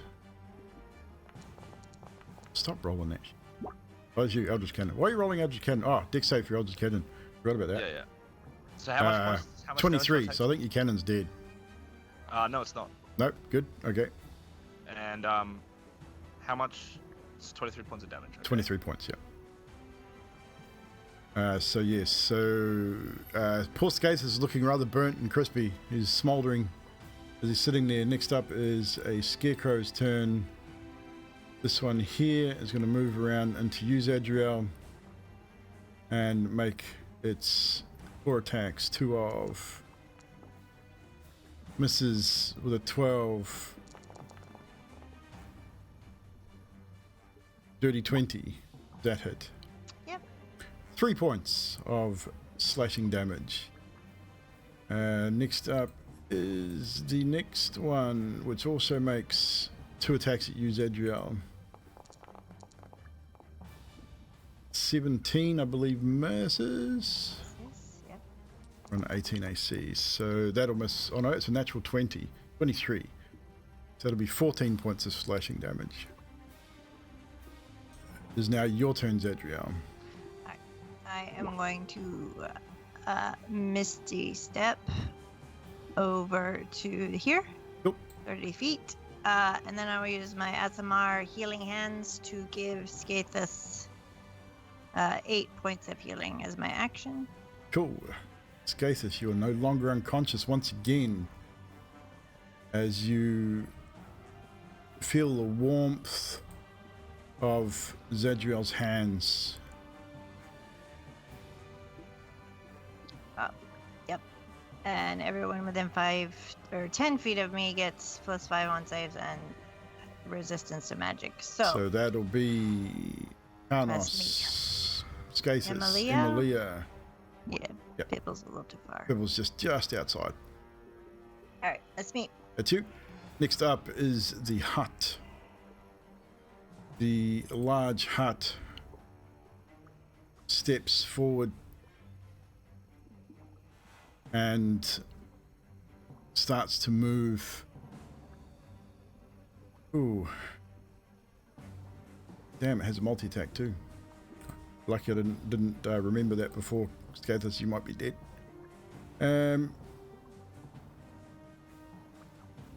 Oh yeah, you would have been dead. Holy crap. Hut gets 3 attacks. So now that I'm aware of that, who's there? Zadriel, you've come in. This the hut itself is targeting you. First attack. 30-20 to hit. Yep. 30 points of bludgeoning damage as a large root drops down from above. Second attack. I'm gonna use my protection to give disadvantage. Can I use that as a reaction, or is it once per battle? Just give it a read. I'm pretty sure it might be a reaction. Just double check. It's a reaction. It's a reaction. So you can impose disadvantage on that if you wish, on one of these attacks. Yeah. As a reaction, so I'll roll disadvantage on this one. Still a dirty 20 to hit. So that'd be 36 points of bludgeoning damage. And the final attack Well, I'm down, so. is a natural 1, so a missed. So Zadriel falls unconscious. Sorry, DM, I'm just reading my reactions. When a creature I can see hits a target other than me within 5 feet of me, would that house would it have been in 5 feet of me as it moved? Technically, no. It's got 10-foot reach. No. Okay. Yeah. Oh, it's reaching to her. Yeah, it's got 10-foot reach. Okay. Kind of hard to put it on the map that way. It's so big. Yeah. So unfortunately, yeah. So what was the effect though? Was it a disadvantage or? No, I was going to reduce the damage that the target takes by a D10 plus 3. Okay. I was shoving my shield in the way. Use that as. I'll give you that on one attack. So she's taken 76 points of damage so far, so you can reduce that by whatever you roll. Okay, sweet. Thanks, DM. Trying. 1d10 plus 3. Here we go. 7, 8. So I reduced it by 10. I don't know if that will help. So it'd be so that last one would have only been 26, not 36. So give yourself plus 10 on whatever you had before. So would that still have Zadriel unconscious or no? Think not. I'll do the math again. Keep going. So just double check if you just let me know if she's not unconscious. But I believe that is the hut's turn anyway. Next up is a scarecrow. That's going to pile in. Move 30 feet to there. And it is going to attack Malia. 2 attacks. That'll miss. 5. Second one will hit with a 19. So 4 slashing damage to Emilia. And we're back to the top with Fiddlestead. Just hold your turn just for a second. If Zadriel is unconscious, your bless will drop. Need to double check that she is or isn't. I have 2 points. You got 2 hit points, so you're not unconscious. Cool, so you're not unconscious, so we're good. So your bless is still up. Actually, is bless concentration? I think it is. It is concentration, so it might be down now. Con because save. I had a misty step. Yep. Yeah. So make a misty step's not concentration, so you thought you're fine there. But you need to make a Constitution saving throw of a DC 15.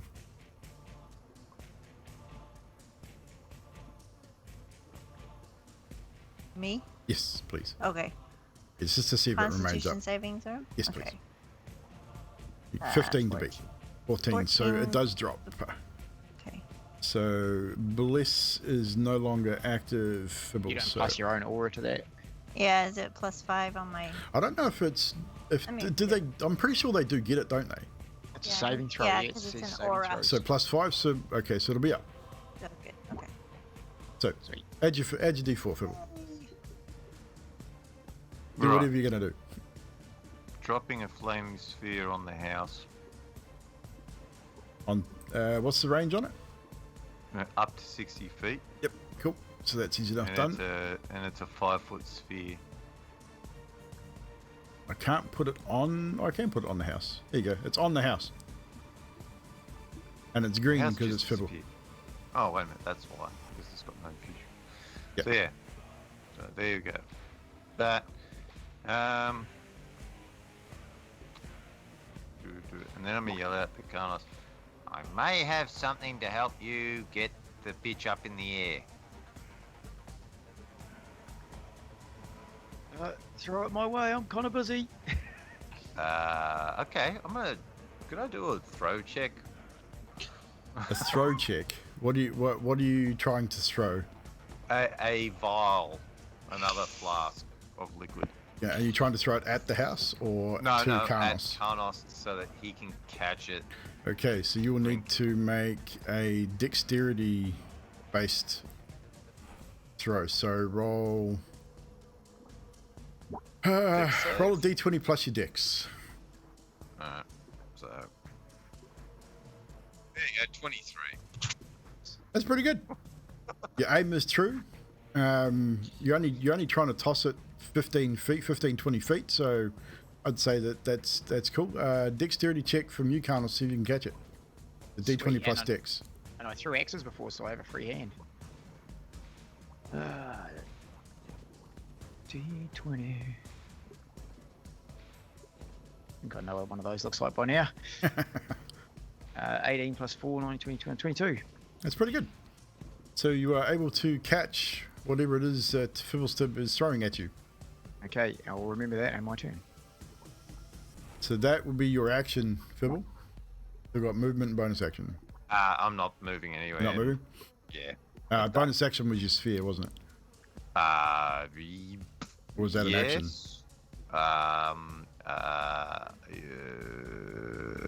Yeah, it's an action. Shit. We'll let it go. We'll let it go. Cool. Thank you. That'll be your turn. We'll let it pass this time. Sorry, just a question to you yes. before you carry on. The flaming sphere on the house, because this thing's quite massive, right? It is. So at the moment, whereabouts is that sphere? Is that on the roof? It'll be on the roof. Okay. Yeah. Cool. Thank you. So technically, the light would be shining down from above you guys. It's one of those things. So it's well away from you guys. Emilia, it is your turn. Adok, you're on board after that. Alright, Emilia is going to wild shape Yes. into an enormous tentacle. Have you seen an enormous tentacle before? Well, it's on my list. You said I could have it. I don't think I'd. Oh. What challenge rating is an enormous tentacle? 2. Yeah. It's the limit of what I can do. I don't have a token for enormous tentacle, but go for it. Does an enormous tentacle have a movement speed? Any chance? It does have a movement speed, but it's got a movement speed of 30 and 30 swim. Wow. So tentacle's a sentient being that can walk, apparently. Okay, go for it. And with that, I'm Emilia's a tentacle. going to attack Baba Yaga, or whatever her name Bubble is. Saga, yes. What's the reach on your tentacle? It's got a reach of 35 feet. So she's 10 Really? from me plus 10 up. Yep. Wow. So when it says hit 13, That's a d20 plus 13 to hit. okay, so it's got plus 6 to hit, so it's d20. Oh, That's d20 also- plus 6, so your 13 must be your damage. That'll be the average damage. That'll be the average damage. Okay, sweet. So it'll be And plus 6 to hit. Nat 20 plus 6, 26 to hit, To hit. minus 2, still hits. minus 2. And then that's, where is it? It's gone. 2d8 plus 4 bludgeoning. So roll 2d8 and then add 4. For you, be minus 2, so it'd only be a plus 2. So it's still 8 damage, 8 bludgeoning damage. 8 damage. Better than And, the kick in the teeth. Escape is DC. Oh shit. Because Are you trying to grapple Yeah. her? it grapples as well. Does it do that as an action or on a hit? Or constrict is the attack, so it's constricting plus doing the damage. Okay, so what's the DC on the save? 16. And it's strength or dexterity? Doesn't say. It should do. If it's got a save to it, it'll tell you what the DC is and what the save is. It says escape DC 16. That's all it says. We'll make it strength. But she gets a natural 20 on. Oh, awesome. So 24 is what she rolled. So,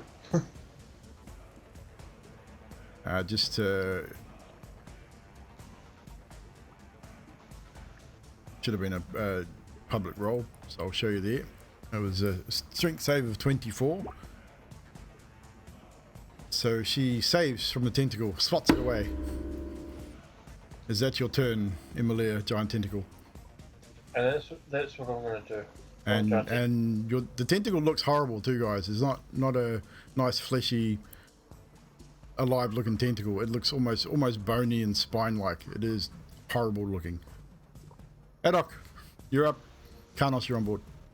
All right. The little cannon is like fizzing and whirring, making weird noises. It shrinks in a little size. Adok picks it up with one hand and books it around the corner to here with the cannon.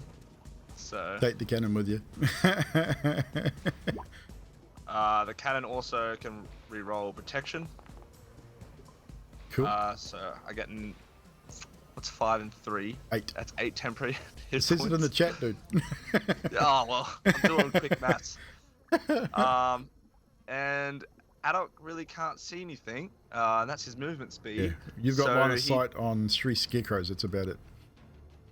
Do I? Oh, I can't see it from where I am. Should be I able can't to. see any scarecrows at all. 3 standing right here. Yeah, I can't see any. That's weird. They're definitely there. Okay, great. Well, if there's 3 there, Adok then seeing them shits himself, turns back around, pops some black powder. Don't know why and you shouldn't be able to see them. I'm clicking on your token and I can see them. I have no idea. That's weird. Yeah, I can refresh after this. Yeah. Um, They're definitely anyway, there though. He's gonna cast. He's just petrified, that's all it is. He's gonna cast Scorching Ray at a 3rd Mummy! level. I think his line of sight's blocked because I've got no sight on him either. Yeah, you won't be able to see him because he's behind a wall. Yeah, I just but wonder if he can't where see he's- because of that wall. no, he should be able to see them. He's direct line of sight to them. So there's 3 that I can see. Yes. Adok's gonna cast Scorching Ray at a 3rd level, so 4 Scorching Rays. I'm gonna pump out onto Okay. the 3 in front of him. Roll to hit. First one is a 13. A 20 to hit. It hits. 30-20. Second one is a 21. It hits. Third one is a 24. It hits. And the last one is a 9.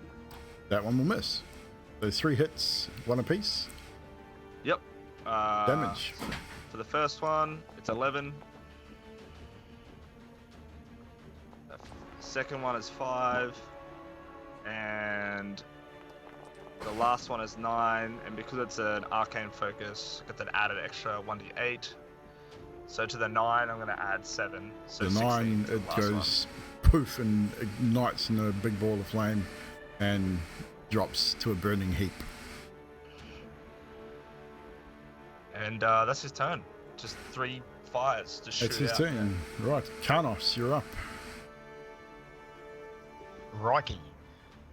So Fibbles just chucked me this bottle of something, and what colour was it again? It's blue. Blue. And Do you drink it? I trust them. As my bonus action, I'll put that Do down. all these effects stack? That's what I want to know. actually don't It, know. it doesn't say. It just Because at the moment you've got speed. You've got an extra movement speed for an hour. You've got extra AC or advantage on something for like 10 minutes. And now what's this one do? just a D4 attack rolls and saves. So what does this one do? this one allows him to fly at 10 feet for the next 10 minutes. Oh yeah, it's not doing the same. Okay. Effect, so I don't know. What I will do, I will get you to roll Maybe a it- con save if you consume Yeah. this 3rd potion. Maybe it drops one effect or something, but I will roll that. Con save. 14 plus my D4.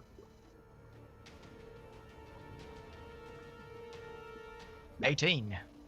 Seem to be doing okay. Guts feels a little queasy though. I drink a lot of booze, man. Yeah. This is not booze. This is having an effect Yeah. on your body and your mind, and your gut's not feeling too good, but you're okay, and the effect will take. So you now have the ability to fly 10 feet off the surface.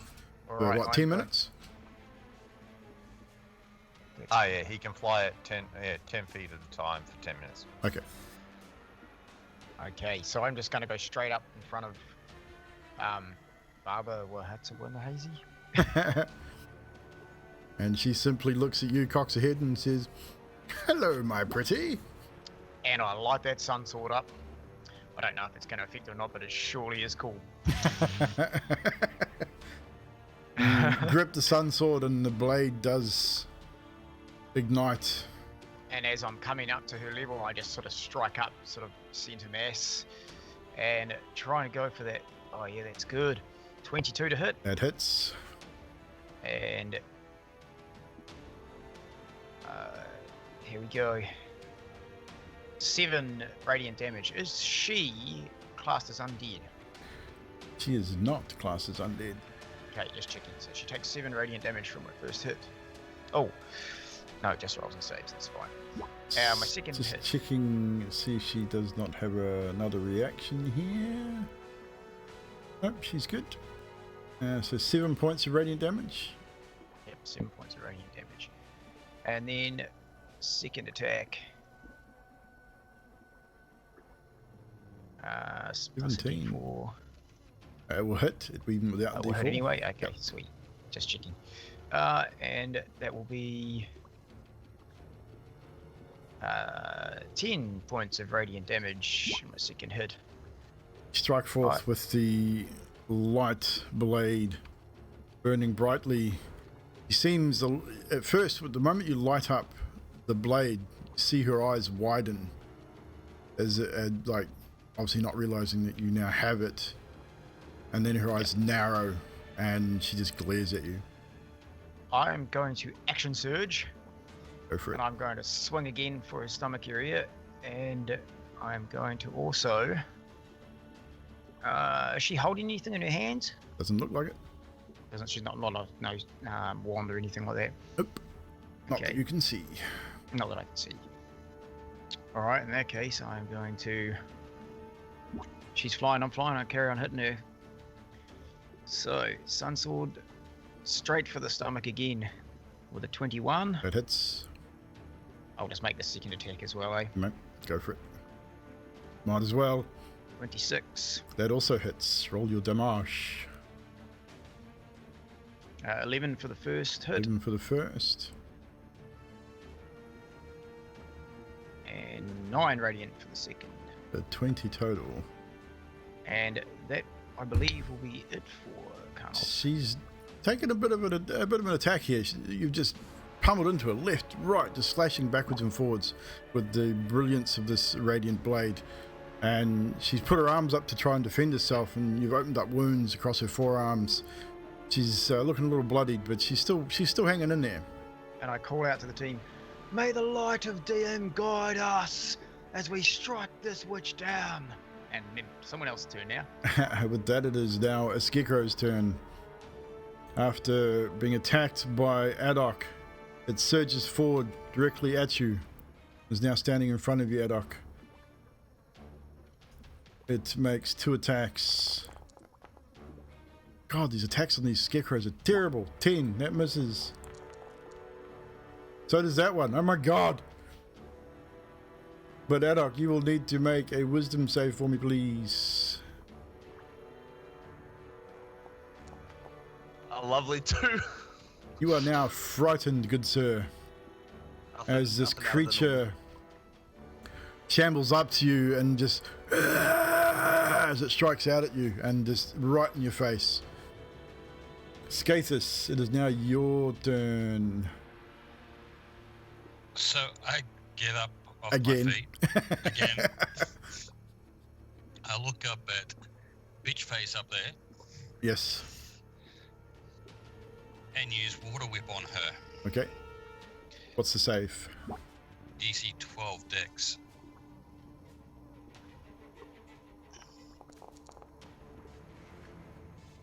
She fails with a 9. Oh, that's going to be so bad because I'm pretty much throwing all my key points into it. So that's 2. Make sure For that the you initial- make sure you state that before you use it in future. I'll let you get Yep. away with it just this once. Okay, sorry about that. But in the future, if you're going to dump all your key ports into a water whip, you must state it before you cast it. Okay, yep. So that's 2 for the initial. 2, 3, 4, 5, 6, 7, 8. So 8. No, 8. 9. Is it? Yeah, Sure? 9. Yeah. 9. 9d10 damage. Go for it. Oops, wrong.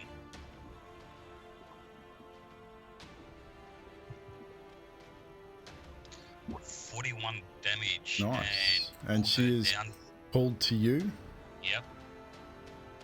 I can choose either pull down or knock down. Well, she has to come to you. She's up in the air anyway, so she would Yes. pull down to you. Yep. So Do I get an attack of opportunity? you would, yes, because you're at her level. No one else would. She is in the process pulled down to Skathis. So attack opportunity from you, Karnos. 16. That Plus will D4. hit. 20 anyway, but 2d20. Yeah, it hits. She sweet. doesn't have that much. 9 radiant damage. 9, a further 9 damage. She's not looking good, guys. Not looking good at all. Now, just a question, because I have 2 actions, 2 attacks per action. Is the water whip classed What is it? What does it state on the? as an ability? action? So I'm done. So that's your whole action, yeah. I think it states when you're use the attack action, you can dump key points into that to do that instead. So that would be your whole action. Yep. But she's now on the ground. She's not looking healthy at all. Is she prone? No, she's not. She's still floating 5 feet off the ground, but she's now at basically at ground level. But it's now her turn. I'm in so much trouble. She disappears and then reappears 30 feet, 35 feet next to a tree. He looks at you guys. She's breathing heavily and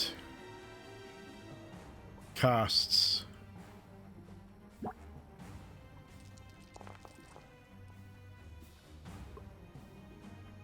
Fireball at 8th level.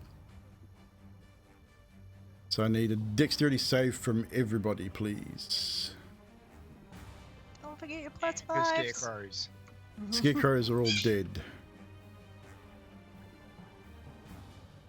So all those within 5 feet of shit. Zadriel get a plus 5. Zadriel, you take full damage. Karnos, 6 half for me. damage. Adok, full damage. I rolled wrong then. Skathis, half damage. Pibblesib, half damage.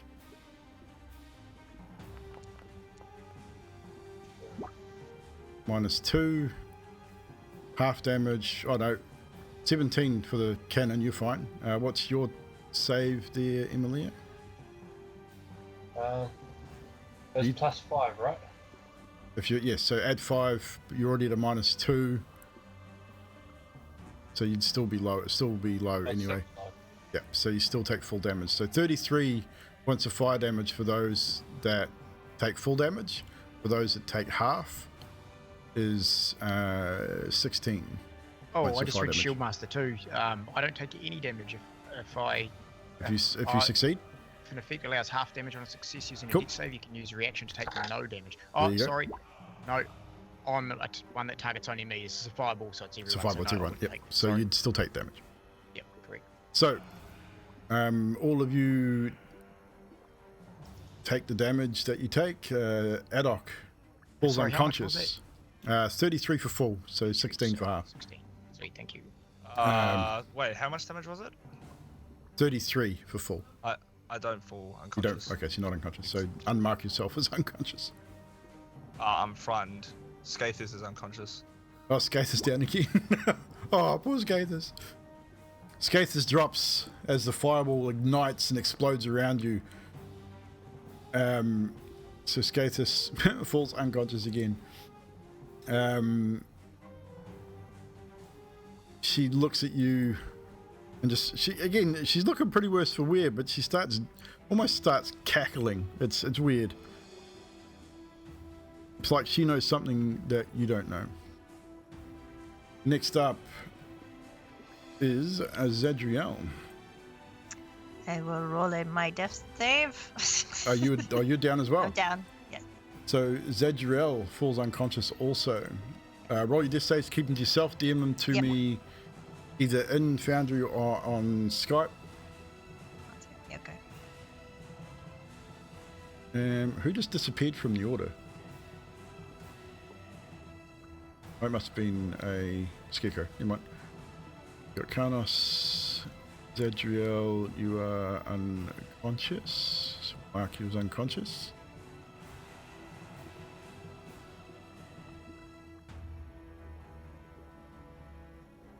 So, your cannon's unconscious too. I thought your cannon would be just destroyed, not unconscious. It is destroyed. I just thought I'd mark it for you. I can delete it. It's all good. Yoink, it's gone. So Zadriel is down. Bubble Saga's hut is next. What's the save on the flaming sphere? Dex of 16. It rolls an 8, so 6 minus 2, so it takes how much damage? A whopping 8. Whopping 8 fire damage. This thing doesn't even seem like it even was bothered about it at all. It is now its turn with Zadriel down. It moves around, putting itself in between Bubble Saga and you all, and it lashes out with its 3 attacks. It is going to target Fiddlestib, Emilia. That Scarecrow is dead. So Fiddlestib and Emilia, you are the target of the hut. Fiddlestib, you will take 2 attacks as you were closest. 32 to hit, natural 20. So unfortunately, Fiddlestib, you take 72 points of bludgeoning damage as this hut smashes a large root down upon you. Yeah, I'm down. There's no point rolling any more for that. No, I didn't think there would be. So Emily, your bliss is gone with Zadriel being unconscious. Next attack, Emilia. 29 to hit. 32 points of damage as for you as well. And its final attack on top of you as well. Actually, see, both attacks would have been at Fibble. You're down 1 death save, Fibble. You automatically fail 1 because of the second attack. I did say the 2 attacks were at you. It would not distinguish whether you were down or not. It would just do its thing. Next up is... Oh, crap. Pinging when I shouldn't be pinging. Fiddlestib, death save, please. Again, keep yourself, DM it to me, either in Skype or thing.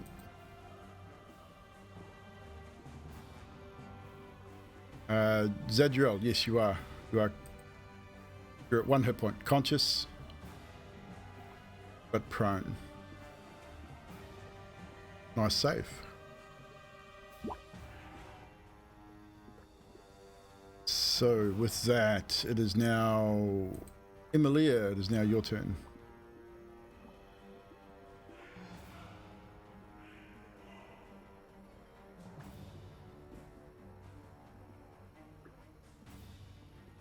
Sorry, I'm muted. Never mind. Look good. So Scathus and Fibble are both unconscious. Yes. I can't see Adok. He's almost there. Yes. So Adok, you none of you would have line of sight on. Okay. So just DM me your save Sadiq. Um, Welcome, Raiders. I'm And you're gonna still a use- giant tentacle, aren't you? No, I'm not. I've dropped that because I got hurt too much. Okay, cool. I'm going to use Cure Wounds on Scathus, who's right next to me. Okay. 12 points of healing damage. So, Scathus, you're conscious once again. Conscious and prone. I'm feeling like a yo-yo right now. Feeling a little damaged. All I can say is thank God the tentacle had a hell of a lot of hit points. Am I able to stabilize Fiddleston without using a spell? You've used your action. What was the spell? Was it a bonus action or an action? This Cure Wounds is an action. Okay, so no, you need an action to be able to stabilize. And I can't use Healing Word as a bonus action. Well, no, because they're both leveled spells. You can only use a cantrip, a bonus action cantrip, if you wanted to use another spell.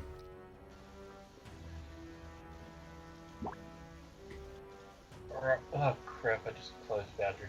All good. I'm- Reopen it when I'm you gonna- can. I can't do that either. Damn it! Do you have potions, man? Walk to him and feed him a potion. You can if you Okay. have. We have allowed that, and so if you have got a potion, you can give him a potion as a bonus action. I'm pretty certain I don't have a potion. Pretty certain you don't either. I'm pretty certain the only one that had it was Ema. Yep. On the other game. So So, is that no, I pretty don't- much? Is that pretty much you? Pretty much ends me, I think. Okay, Adok, you're up. Karnos, you're on board. Oh god, Adok's just been hit by a huge, massive ball of flame.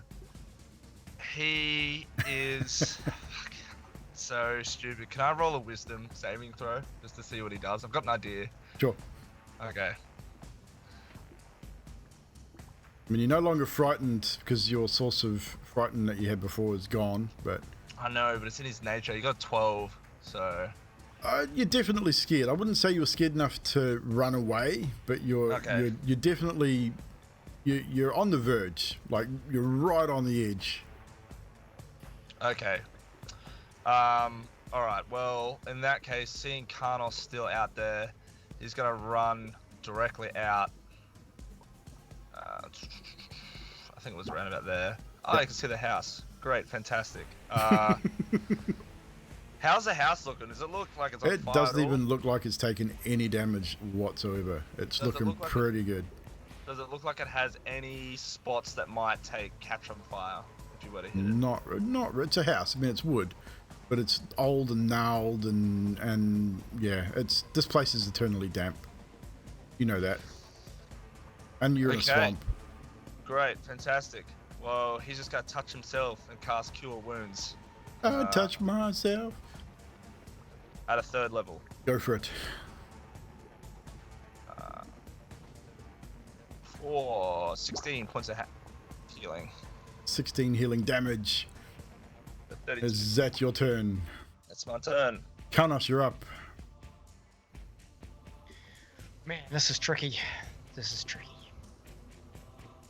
I'm gonna fly 5, 10, 15, 20, 25, 30 to there. And as my first attack, I'm going to throw Your my- flight speed's only 10, I believe.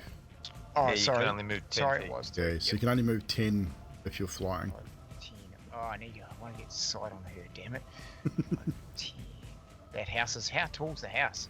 If the house is between you and her, you cannot see her. If I fly up above the house though, right, I'm 10 feet off the deck. You're 10 How feet, high you is can the go house? another 10 feet up. You would probably still not have line of sight. The house is probably about 25, 30 feet from the ground. All right. Now, especially now that it's sort of half by hovering, standing on its roots.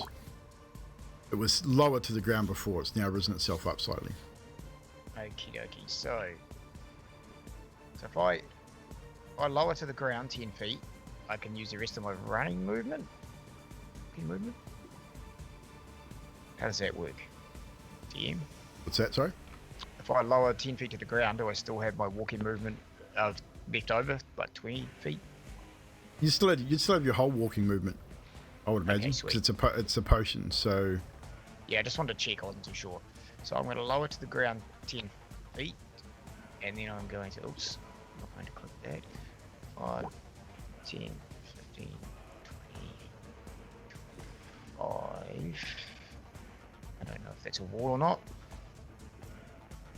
And I've got line of sight on her. yes, you do. I'm now on the ground. Is she still in the sky or is she on the ground? She's hovering 5 feet. She's close to the ground, but she's not like she can't fly now that she's not in the skull. She was pulled out of the skull. The skull's still hovering 10 feet above the ground where it was. Okay, cool. I'm going to. Hey. It's taking one of my special actions away. What a jerk. I'm going to throw.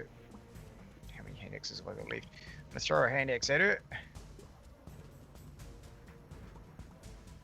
For a 10 plus. Oh, I don't know if that's going to even make it with a d4.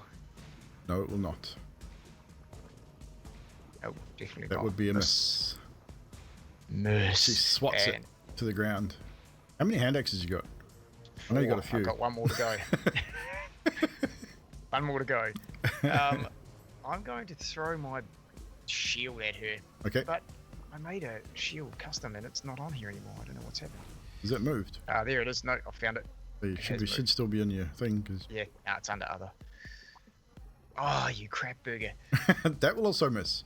Oh, unless you rolled a 4 on your D4. Technically, it might be. Yes! Nice. That'll hit. Oh, sweet.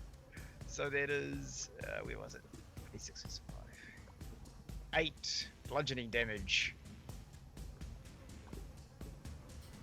She still swats it away, but takes the damage. Okay, and with that, moved, I've done that. That is, bonus action. It's so hard to decide. No, I'll hold it. I don't want to waste it just yet. Okay, yep, that's it for me. It's a few. Skathis, you're up.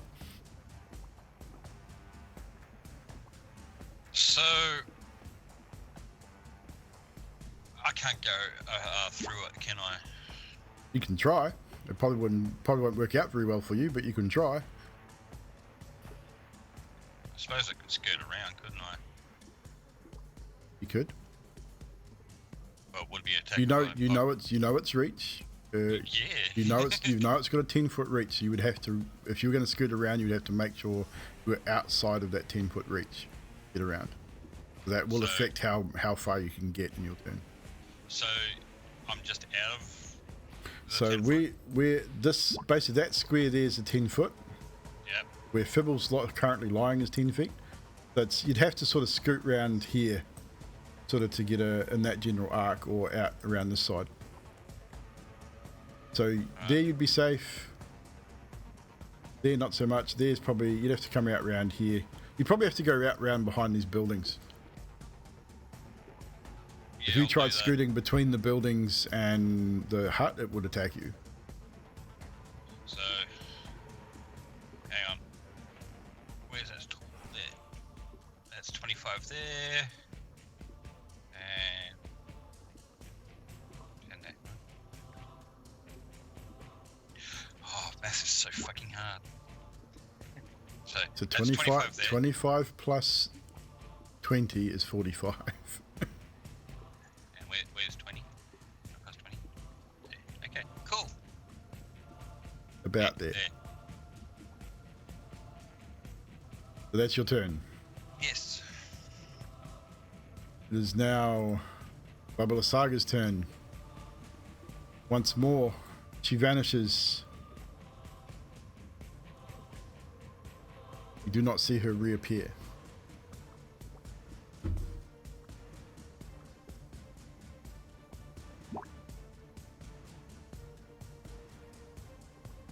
It is now Zadriel, your turn. You are prone, you are conscious. Get up. I'm gonna lay on hands myself for. Lay on hands. Yep. And I'm gonna move toward Fibble. Can I Do I still have an action to? Well, your cure lay wounds on him? hands, is that an action or a bonus action? Lay on hands is his feet for. Yeah, does for it paladin. state? Does it I think state? it's an action. Yeah, does it state that it requires an action? Pretty sure it's an action. Yeah, I'm pretty sure it is too, as an action. Is So the you've got a Can I give him a healing potion as bonus action, or Yes. is that an action? bonus have a action heal- to give him a healing potion. Alright, I'm gonna pour a healing potion down his throat real quick. Con save, Fibble, please. Low DC. Just want to see if you choke or not. Oh, yeah. You're good. Okay. You're good. So You're good. just The healing roll potion. for his thing. Yeah. You can roll for it. You can roll for it. Just a 24. standard healing potion, 2d4 plus Yeah. 4. 2d4 plus 2. Sorry.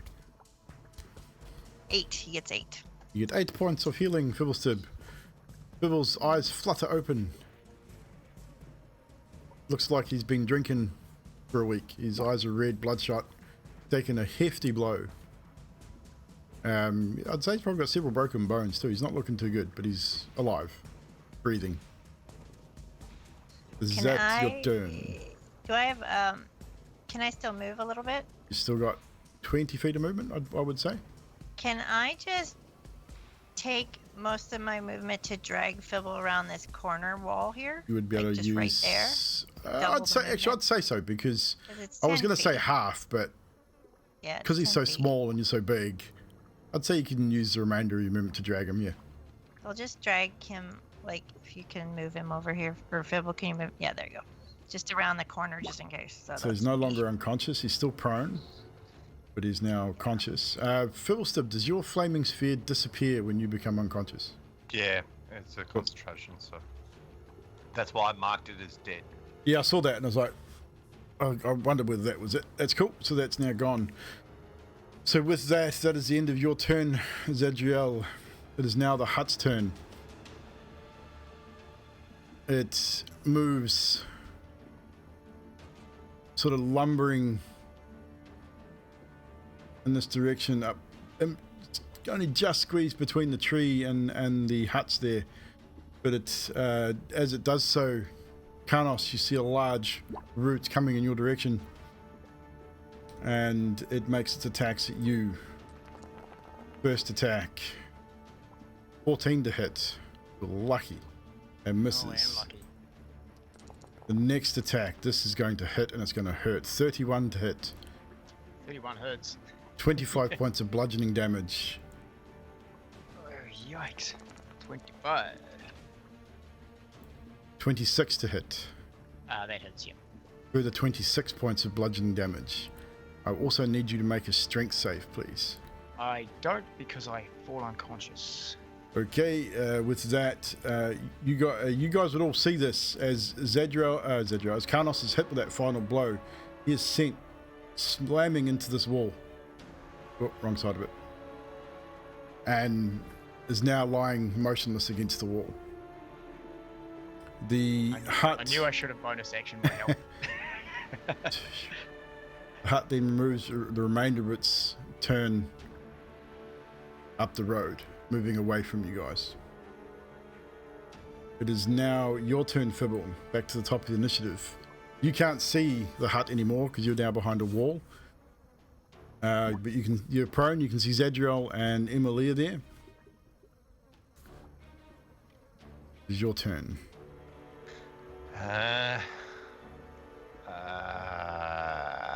Where is this stupid bitch?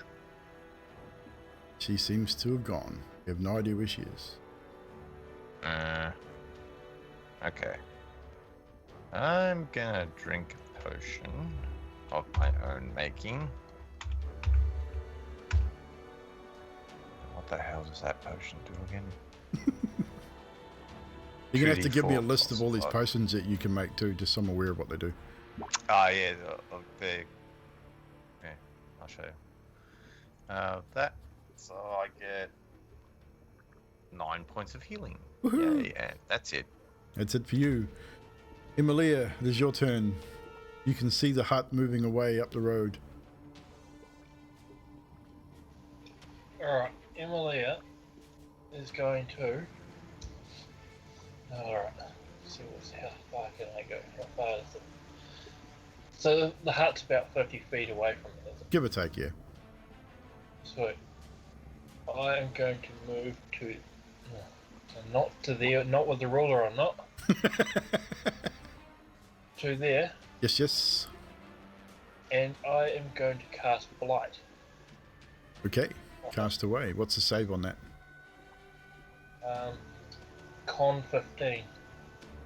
If you target a plant, creature, or magical plant, it makes a saving throw with disadvantage, and the spell deals maximum to it. Okay. Technically, it's not a plant because it's on. It's a tree. It's not a tree. It's a dead tree. Oh, is it dead, is it? Yes. Okay, I thought it was a magical tree. A magical plant. It has magic on it, but it's not a sentient being. No, I see. So it rolled a 29 on its con save. Okay. Sweet is. With disadvantage. I said it's not living. Okay. It's not a living entity. Target makes a concentration throw. So Constitution saving throw. Target takes 8d8 necrotic damage on a failed save, or half as much on a success. So it still takes 22. So it still takes 22 damage. Cool. No drama. It does take the 22 damage. Doesn't seem. It doesn't stop it from moving. It's still moving. You can see You can see what branch, like the roots and stuff there, do start to blacken somewhat, but the wood looks fairly black already. Like it's definitely old, and it's a tree stump, a former tree stump. It is not living. Okay, sweet is. Well, But you did damage. Is it undead? No. Okay. Sweet is. No worries. Because it wouldn't have done anything if it was undead. No, it's not undead, so it still took the damage. You're good. Adok the Grey, it is your turn. Adok clocking Carnal smashing into the wall is going to run his full 60 feet of movement over to him. Just sprint. So that's a dash for you. Yep, that's the one. Dash away, good sir. Dash away. That's all he can do. That's all he can do. Cool. Karnos, it is your turn. A death save from you, sir. DM your results. Skathis, you're up.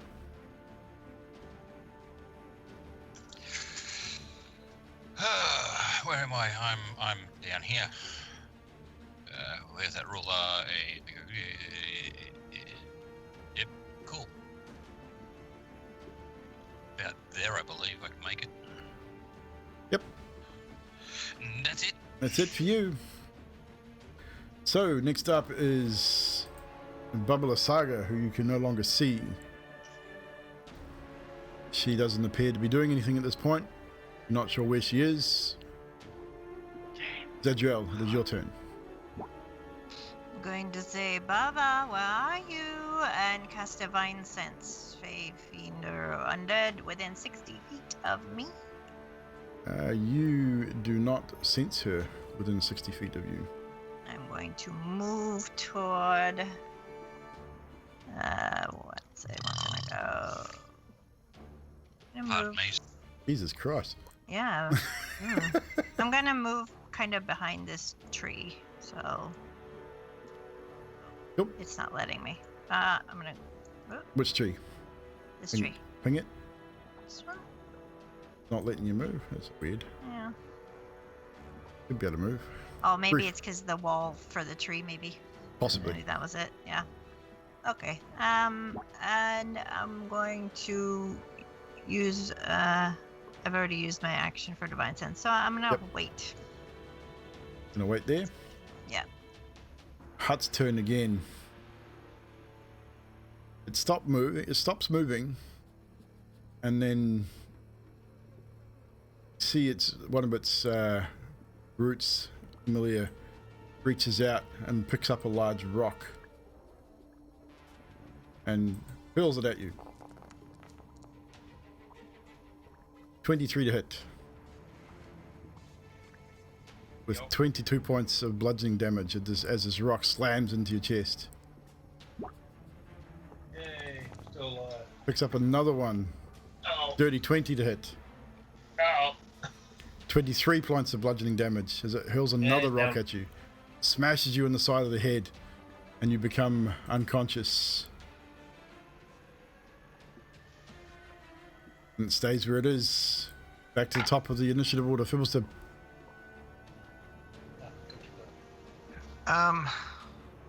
Because I've completely forgotten to use him all. I'm going to send Matrix over to Karnos. Yes. And he's going to land on Karnos, and then Karnos is going to get 12 points of healing from a cure wounds.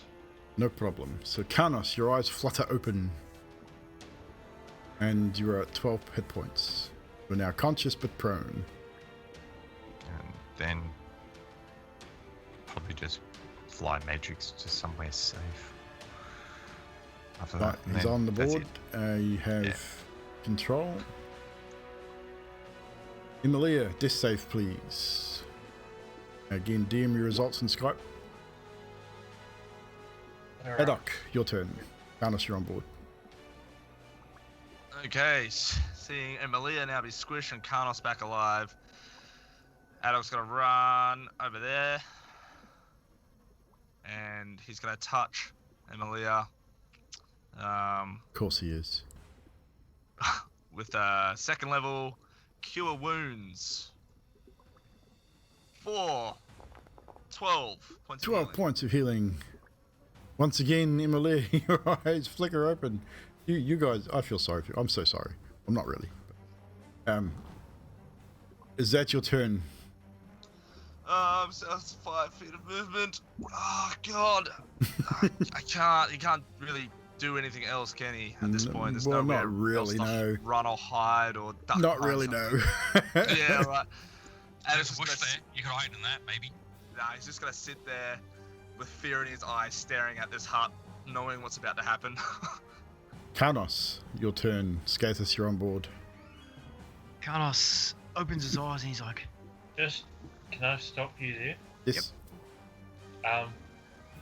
His heal probably wouldn't work on me, would it? Only half. Okay. So you thank still you. you get half the heal, but you're still conscious. It's just I keep forgetting that. So just remember, any magical heal you get from now is only half the amount healed. Sorry, I didn't think it worked at all. That's coming. It But for is. now, it's half. Sorry, Baz. "Hey, all right, mate, all good." We've got to sort these things out. Karnos opens his eyes and says, "What the? I could see," and he sort of calls it out. "I could see the fear in her eyes. She was nearly dead." And I run over to the side of the wall here, and I peek around the corner and assess my situation. So I'll Yeah, you peek peek so I around the can't see corner otherwise. and you see the hut is still there. It I doesn't can't look see- overly too damaged. You cannot see where the hag is. She seems to have vanished. Now, where the hut was, is there still a stump there, or is it just a No, bit down that's earthy that's piece of that's crap? all in just an earthy area now. Yeah. Be classed as difficult terrain. I pull back, like I was just peeking out behind the wall, and I say to everyone, we do not look good, team. Tactical spaces behind walls or something, because, and my bonus action, I'm going to second win, which gives me a D10 plus 8 hit points back. Now, So just I'll- before we carry on, we're at 10 o'clock now, guys. Are we all good for another half hour? For those that need to get up early. Because we can call it here. The initiative will hold in Foundry. Yeah, I don't want to be a dick, but I gotta really get Yeah, up. I kind of figured. So what we'll do is we'll finish this turn and we'll go back to the top of the initiative order and we'll call it there. And we'll pick up at that point next week. So finish out your turn, Karnos. That's pretty much it. I That's peek it? around the corner. I sort of call for tactical retreats for now, and see what everyone does. Okay, Skathis, you're up. Zadriel, you're on board.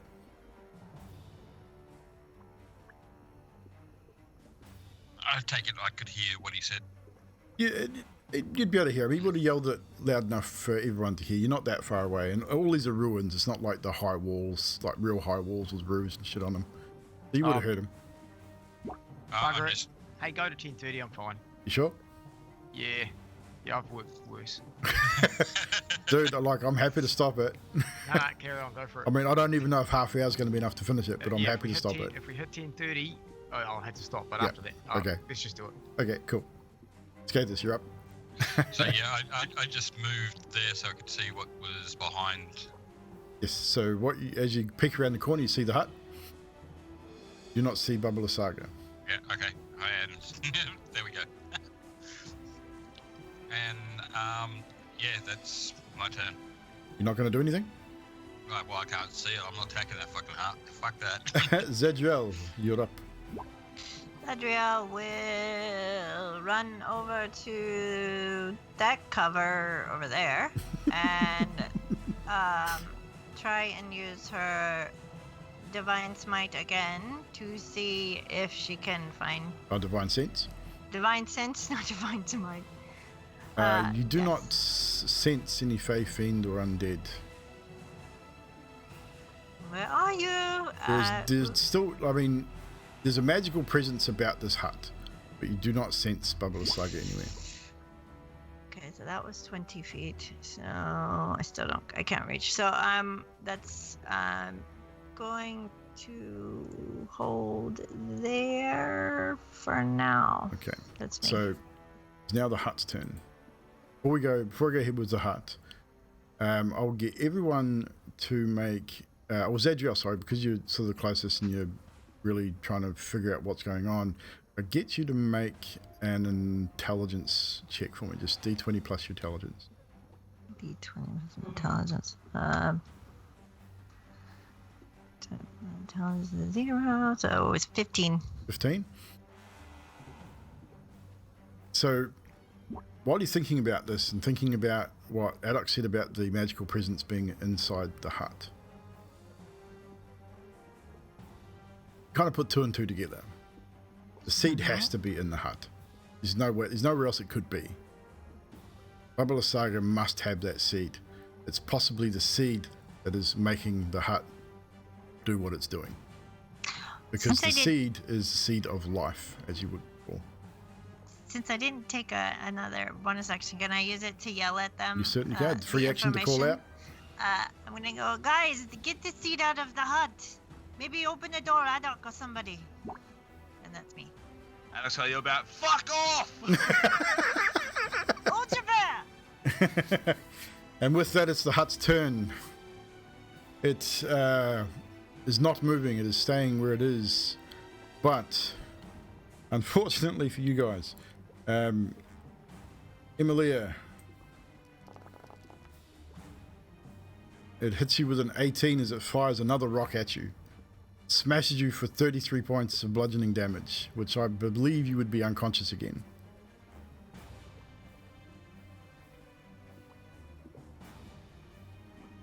It fires another rock. Adok. 26 points to hit, or 26 to hit, with 29 points of bludgeoning damage, as it fires a rock squarely at you. Okay. Are you still up? 3 points. Well, so sorry, but you are probably now unconscious, with 23 to hit and a further 20 points of bludgeoning damage with the third and final attack. Yeah, for sure. So, whew, guys. So you, from your vantage point, Karnos and Bibblesib and Zadriel, you would both see, all of you would see, just rocks smashing into Emilia and Adok, and watch them both drop to the earth. The hut is unmoving, remaining where it is. Bibblesib, it is now your turn. Okay. I'm going to go that way. So that was 10 feet. Yep. Then that way. And then I'm going to get Matrix to go over here and wake Adok up. And how is he going to wake Adok up? With another Cure Wounds. Cure Wounds, cool. He gets 8 points of healing. And then he'll fly over here.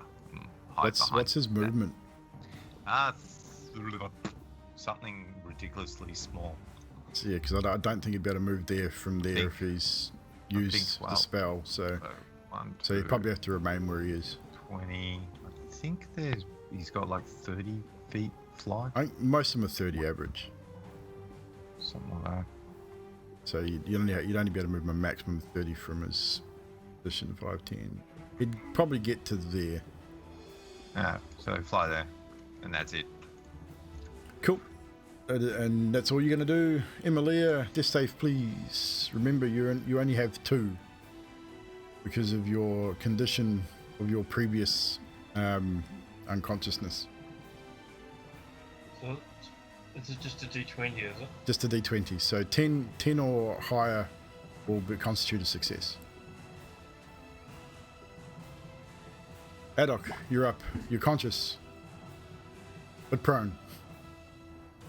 Wisdom save, Right, please. so if you can, because Adok is prone, can Adok roll them in secret, Drax. It's all good. Can Adok stealthily cast Cure Wounds without drawing too much attention to make it still look like he's dead? Roll sleight of hand. Because it's vocal as well, eh? Vocal and somatic. Yeah, so I got 16. Would say you feel that you can do that without drawing too much attention to yourself. Yeah, I got a 16 for that one, and So roll your heal. This is just on gonna do it as Emilia. it's gonna do it as a first level for 9 points of damage. 9 points of healing damage, so that'll be 4 points of healing damage, Emilia. And then he's just gonna, as he's still remaining prone, he's just gonna whisper, "Just be dead." And that's Karnos, it. you're up.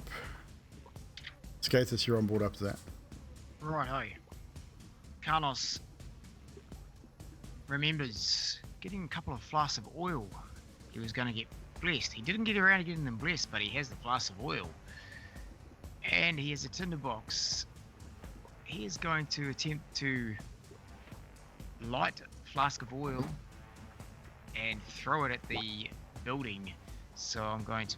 How Okay, exactly are you going to light the flask of oil? Sorry, I've got torches in my pack as well, so I'm going to take some of the torch, the stuff on the end of the torch and poke it into the top of the oil flask. Now, Okay. I meant to add that piece to it, yeah. Yep, In no, my that's head, cool. I'd remember. Yeah, no, so that's cool. So you're going to get some Yep. tinder, poke it I'm gonna into poke the it neck of the there. flask, light it and throw it. And then I'm going to, light it, and I'm going to move forward to 5, 10, 15, So 20. d20 plus your dex. Yep. To see if you can throw at the distance. It's throwing the distance. It's throwing for speed. 10 plus 4, 14. 14. I would say you would, you're okay. So you ignite it. You throw it. Hits the side of the upper part of the root system. Splashes up as it breaks and splashes up against the side of the hut, and it starts to burn. Now, since roll ones are- 2d8. sorry. Roll 2d8 for me. D8. Oh. 13. So initially takes 13 points of fire damage, and it now appears to be a light on one side. Not heavily, but the oil is Not burning. heavily, but enough. And then I'm going to grab, because it's already on fire, I'm going to grab the second oil flask. Yep. And I'm going to say, sorry, Fibble, I can't keep these flasks. They need to burn. And I biff the next one at it as well, without lighting it, because I'm just going to try and add fuel to the fire. Okay, I so guess. once again, dex plus d20 plus dex to see if you can get it in the same spot. Natural Got a 20. meet. So you got to meet or exceed your existing score. So you had to beat or exceed 14. Natural 20. So a natural 20, spot on, right in the center mass of this burning oil, and it just it ignites even further, spraying more oil further up and into the roof system of this hut. that's Roll 2d8 again. another 2d8. Add 8 to the roll. Add 8 to the roll, sweet. Natural 20. We'll give it a bit more of a boost. 18, 19 in total damage. 19 fire damage. 19. So it now looks like it's a light, and it's now you can hear the crackling of timbers, and the that you can see where the thatch, because it's a thatched roof, even though it's damp and this whole place is quite damp, you can see it's gotten into the dry stuff beneath that damp surface. It's now starting to catch Sweet. beneath And I'm going to move the the rest of my thatch. movement behind Zedriel to the so 5, 10, 20, 30, 35, I got it. So I'm out of its line of sight and throwing. I'm ducking behind a wall. I'd probably be right there, actually. As it ignites,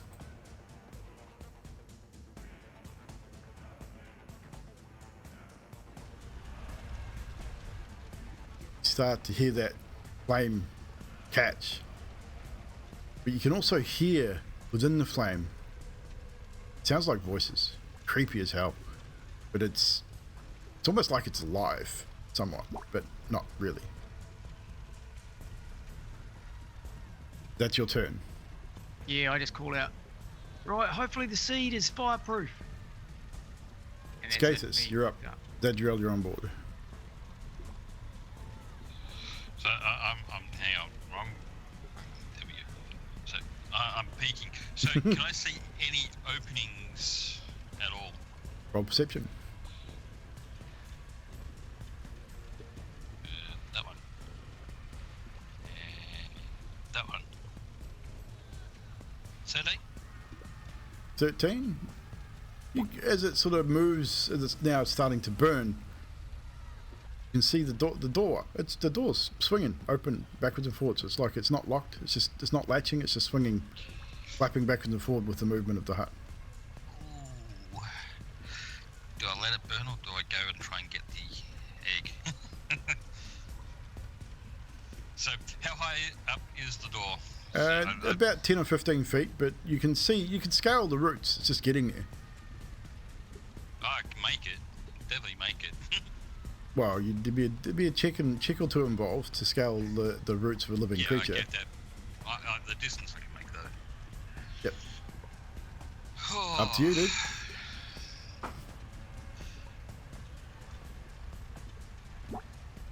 Alright. Screw it. So, I'll go about there to start off with and try and scale the roots. Roll a dexterity check. Just a D20 plus your dex. Actually, acrobatics. Oh, hang on. I know you're good at acrobatics. I mean, acrobatics or athletics, one of the two, either one. They're both same stats. It won't really make too much difference. But you need to be able to. It's moving, so you start to scale, it starts to try and spot you off. Yeah, got me. You grab on, you throw yourself up onto the root, and it just whoosh and flings you away. You land 10 feet over there on the ground. You take. So, hang on. I do have feet. You take 5 points of bludgeoning damage as you hit the ground. I do have slow fall. Do you have slow fall? Yes. Is it active all the time? Yeah. One reaction. The reaction is slow fall? Cool.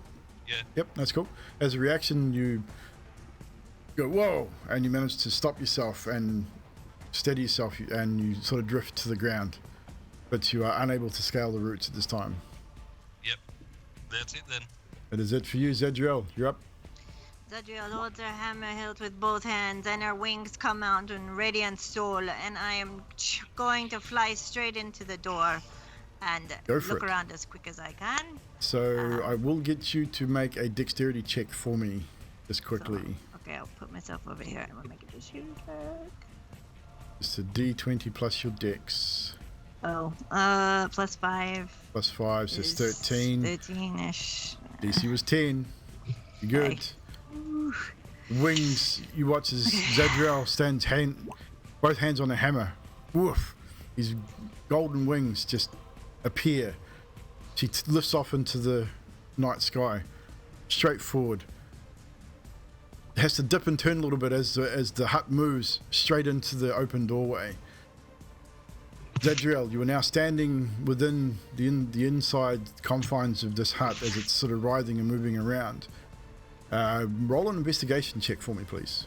Ooh. Please be good. I hate these dice. 13 13's not bad. You do have a luck, I believe, from Mina, Oh, What what's was the it? luck do again? or inspiration. A luck That's add a D10. is a inspiration, D10. isn't it? Inspiration's roll a D10, the luck is a reroll. But you have to take the new roll if you choose a reroll. I'll do the inspiration and add a D10, which is a +3, so it's 16 altogether. 13 would have been enough, so it's all good. Well, it's good. So as you sort of look around, you're sort of looking quickly back and forward, you see there's a single bed in there, there's all these things are bolted down, nothing's moving. But you hear wood on wood, and you look, and there's a small chest that's rocking backwards and forwards under the bed. Grabbing the chest. Is it locked? Yeah. It looks, it's hard to tell. You're inside this thing, it's moving, you're being rocked backwards and forwards.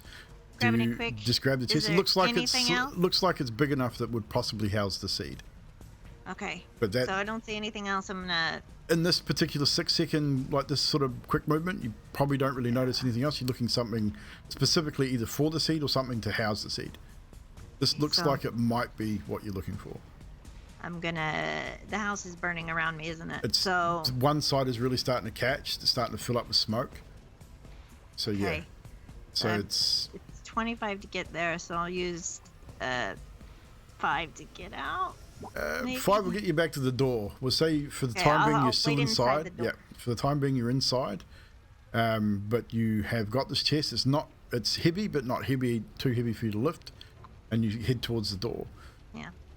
Holding on the door, getting air. That's me. With that, it is now the hut's turn. As it lurches to one side, I need you to make a dexterity saving throw, please, Adriel. As it lurches towards you, Karnos, as the source of the flaming bottle came from you. What was your save? You're good. Yeah, You managed to hold your 24 footing. altogether, yeah. As it lurches forward enough to catch sight of you, Karnos. In fact, it's going to move over towards the wall and it's going to attack you with its root.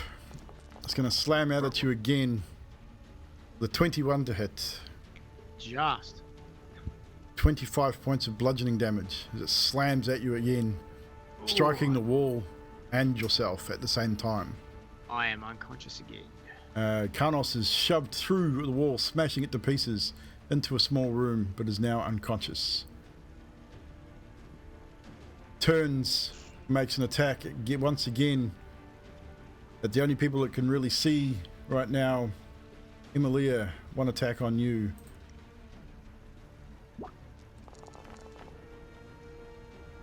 With a 14 to hit, I believe that misses. No, it hits. Exactly what I needed. 31 points of bludgeoning damage. Emilia is unconscious once again. Adok. I'm sorry, guys. This is so much fun. Oh crap. I think Adok's unconscious again with a 28 to hit. 29 points of bludgeoning damage. Are you still conscious, Emilia? Or unconscious? Unconscious. You're unconscious? Cool. Adok, you're also unconscious. And that is the hut's turn. Pibblestep, back to you. Alright, so I've seen absolutely none of that. You've heard, you've heard, you can hear the flames. You know something's going on, but you can't see Dick. Because you're behind broken walls. I'm gonna, once it lets me freaking move. If you're having problems moving, just ping where you want to go and I'll move you. It'll be I was going to refreshing. move to here, which is 25 Done. feet. There you go. Yep. Okay, now I see that freaking Emilia and You can see them both still prone. actually I can see all of those people are down. Yep. All right, now You can see that all three of them are down and unmoving. okay, so because Charnos is normally the one that healing word at level 2.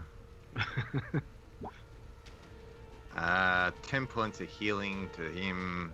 You're not going to get there in one movement with the bird. It's 35 feet. That's how far is it? What's the distance of that?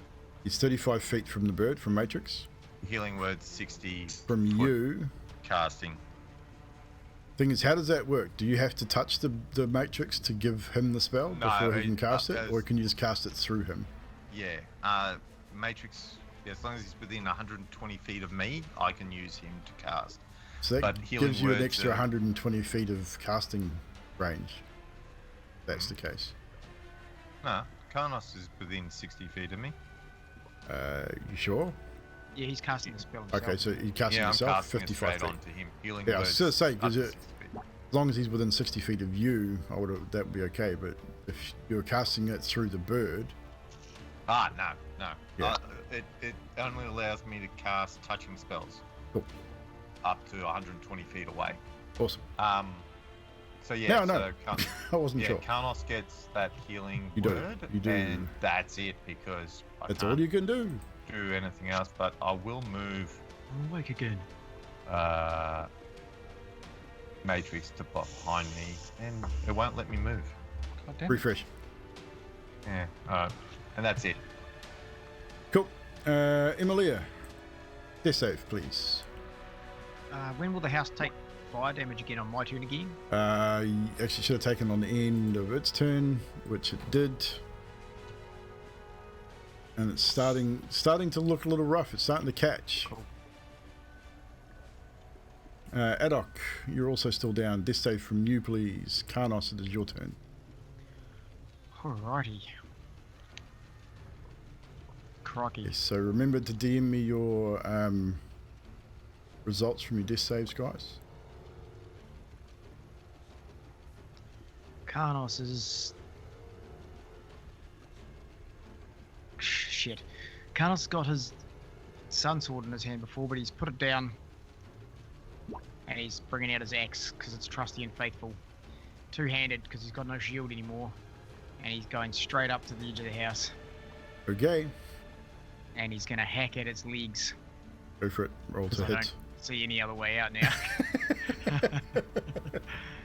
He's like, those who can, get out of here. And he, well, as he's walking towards the house, he takes one of his flasks and he takes a big swig. He takes the other flask, takes a big swig, and he pulls that axe out. And he says, to the victor, go the spoils. And I just hack as hard as I can at the leg. Adok, DM me your death save too, bud. 28 to hit. 28 to hit, that hits. And 28 to hit. Both hits. Two hits. Two-handed, so 10 damage. 10 Now I assume damage. because I've been unconscious, all those buffs I had were gone, so. 100%. And 14 slashing damage. As you would expect, slashing weapon seems to do pretty good damage. Whoop. I don't know why I did that. Wasn't supposed to. We're in trouble now.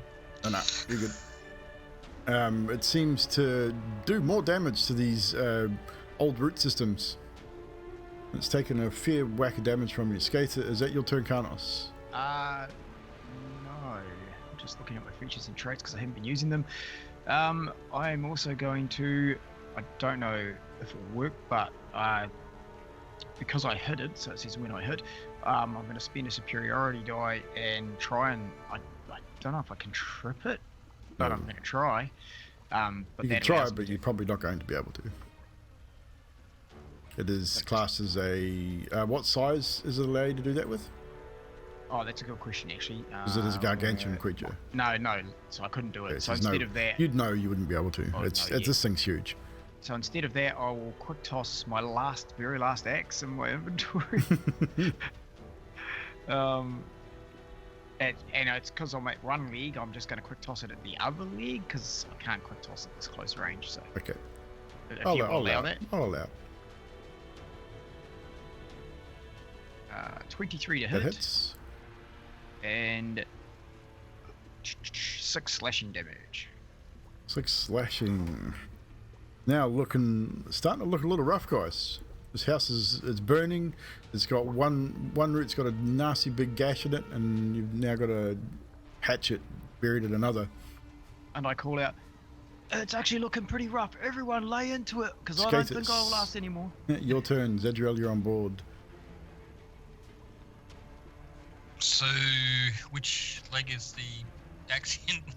It's probably one of the left-hand rear ones. You'd be able to see it from probably where you are. Alright, in that case, I'm going to move up to there, I guess. Go for it. Can I get the axe? It costs you an action to remove the axe. Yeah, I'll do that. It's only a little hand axe, but you can use an action to your action to remove it. Leaves your bonus action. Strength check, please. Strength check. Yeah, just to see. You got. I mean, it's not wedged in there hard, but you'll still need to use a bit of strength to remove it. Yeah, I can get it out. Yeah, no. You try, and it seems to be a lot deeper in bed. Carlos threw it pretty hard, so it must be reasonably embedded. So that's your action. You got a bonus action left. So bonus action. Wait, wrong page. There. Bonus action. Unarmed strike. Can't do it because you didn't use the attack action. To use unarmed strike, you need to have used the attack action first. Okay. Yeah. Then I'm done. It is Carlos' Skathis' turn. Zadriel, you're up. You're in the doorway. All right. You have a chest in your hands. I'm thinking the seed is making this house alive, so I am going to fly all the way. Where am I? I'm going to fly out toward behind this dead person, Adok, and The dead person, the body. And, I'm going to use my lay on hands on Adok for 5. He gets 5. Adok, your eyes flutter open. You're once again conscious. And Zadriel, as you land, drop the chest, lay your hands on Adok, you turn, look up at the hut, and all of you now see this as the hut takes half a step towards Zadriel. Its root hits the ground and it buckles under its own weight. The wood itself starts to dry up. You can see it's sort of scaling, almost moving through the roots as the wood starts to petrify and crack. And all at once, it starts to topple to one side. Karnos, I need you to make a dexterity saving throw, please, as it starts toppling towards you. You're muted. I was saying that's okay. I'm good at these, but I probably shouldn't say that. I shouldn't. 8. Karnos, unfortunately for you, as the house topples forward, and use a flash of genius on him and give him a +5. Can you do that from there? Yeah. That'll put it to 13. Still won't be enough. How far away is Zadriel, damn it? You're not close enough. How does Flash of Genius works? Because is it a reaction? Or a bonus action? It's reaction. And what's the range on it? 30 feet. He's is he 30 feet? Yeah, he moved closer to me. He did too. Yeah, just on. Oh, no, bastard. Move 10 more feet closer. No, he's not close enough. It wouldn't have mattered anyway because it would have still been a fail. Because you needed a DC of 16. So unfortunately, Karnos, you have this giant house now toppling over and crumbling. I mean, the house itself starts to sort of break away from the base of this old stump as the stump crumbles and cracks and breaks. Bits of timber falling in around you, and you get slammed in the chest with what looks like probably a beam from the roof, and it just slams you to the ground. And yes, this brings up bad memories for me. Is very similar to how my original accident happened. I think it was. And so I don't know if that would have an effect on this as well, DM. It would certainly hurt a lot. But you take 16 points of bludgeoning damage. 16.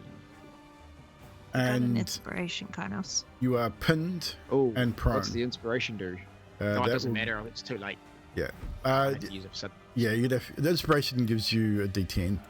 Yeah. But you So wouldn't go 16 there. puts me unconscious. Yeah. So Karnos is now pinned, unconscious, and prone under this beam. But that will end the initiative order there. Thanks, Team Autumn, though. But so we'll finish our battle music. So we're out of the initiative order. As the house, Zadriel's hunch was right. Seed indeed must be in the chest. that is now sitting in the ground beside you. We will call it there. We'll pick up exactly there next week because Baz does have an early start. But before we do, I have a few rolls to go, rolls to make. So can I get who was made unconscious during the course of that battle? I think pretty much everybody. Everyone. Right. I went unconscious twice. It doesn't matter. It's just anyone who went unconscious. So we'll start with Karnos. Can we spin heals before the game ends? No, we'll just call it there. We'll do all the rest of that in a minute. So, Sweet. Karnos, you now steal the luck of those closest to you. You now have advantage on ability checks while the closest ally has disadvantage. This will last until for 24 hours. So just have a question. Do these effects stack? some of them do, Check. yes. If you have an effect already, yes, they will stack. So if you've been given a dark gift already, unless it's the same one, it will stack. Yay. And that's with that question, Skathis. A gift from Sadet, the ever unseen. You may gain the advantage on stealth checks for a day in exchange for disadvantage on social skills for 3 days. In addition, you may cast invisibility on yourself 3 times per day. At the end of the 3 days, the effects end. So just make a note of that you have advantage on stealth checks for the next 24 hours. But for the next 3 days, you have disadvantage on social skills. So anything to do charisma based, persuasion, intimidation, anything like that, you'll have disadvantage on for 3 days. You can also cast invisibility on yourself 3 times per day for those 3 days. Fiddlestep. Twisted icon. You are gifted with a twisted lump of metal. This will appear in your backpack, so you'll find it next time you rest. It can be used to turn undead with advantage. Other people that see the symbol as a holy symbol of the god that they are most opposed to, and believe you are one of its followers. They are resistant to convincing them otherwise. So, Zadriel, Karnos, because you are a follower of DM, you would see this piece of metal, if you were to see it at some point, as something that you are deeply opposed to. And Fibble, that will last until you get rid of symbol. So basically, while you have it in your possession, it works. It works that way. You'll know what it does the moment you touch it. The moment you find it, you'll find it and touch it, and you'll know exactly what it does. And you'll know that it turns undead with advantage. You will not be aware of other people's reactions, however, until they react. Who did we get up to? Karnos, Fibble, Skathis, Zadriel. Snake Tongue Oracle. Once per day, you can ask the GM one simple yes or no question about an upcoming event. The GM will DM you the truthful answer, but they may also order you to lie about the answer and deceive your fellow players to the best of your abilities. And that will last until I decide, basically. Most of these normally last for 24 hours or so. Who did I miss? I think it was everyone. Karnos. Adok. Your right arm attacks are buffed by venomous claws, dealing an extra 1d4 slashing and 1d6 poison damage. Yes. You are more easily provoked into fighting. Oh fuck. You cannot equip gauntlets and suffer -1 to attacks with weapons. So any weapon, like martial weapon attack, you'll get a -1 to attacks. But your unarmed attacks, you now get a d4 slashing and d6 poison damage. And again, this will last indefinitely. Hell yeah. Do I grow claws or something, or? I would say so. Hell For, yeah. for that's flavor, cool. we can say that your goblin claws become more lethal weapons. So make a note of those guys. It'll stay in the chat, so you can come back to it when we join up next time. Another one? Actually, did I miss you? Holy crap. Emilia, Yeah, don't forget about me. you get the same as what Karnos did. You steal the luck of your those closest to you. You now have advantage on ability checks while the closest ally has disadvantage. So whenever you make an ability check, you will get advantage if someone to you is also making that same ability check, or someone near to you is making an ability check, they will get it at disadvantage. So make those make notes of those guys. They do stack with your current gifts. Yeah. Some of those gifts will dissipate in time, and I will let you know when that happens. Some last for 24 hours, some last for 3 days, most last for 7 days, some are indefinite. So if I'm next to Emilia, it's just flat rolls? It'd be flat between rolls, us? yeah, because you both had advantage, disadvantage, so it'd be a straight roll. Or to go to the next closest person? It would probably go to the next closest person. Wouldn't scale in that way, so we'll just see what happens at the time. But yeah, so we are 10 minutes over our past, so Baz does have to go. So we're not going to do the moments tonight, guys. We're going to leave that for now. We may come back to that at another point, but that is our show for this evening. Thank you so much for all those dropping in tonight. The raid, you guys are awesome. I can be good tears. I can give you a quick moment and then leave, and you guys can do moments if you want. Up to you. I know Drax has probably got to go too, so we'll go Carnos and Drax first. Sweet. Carnos and Emilia. My favourite was Adok saying, "Do you hear that? Yeah, nothing. That means it's something." And that's me. Bye, guys. Catch you later, bud. Emilia, moment from you. The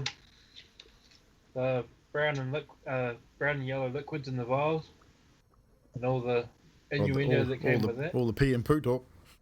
Pee and poo talk.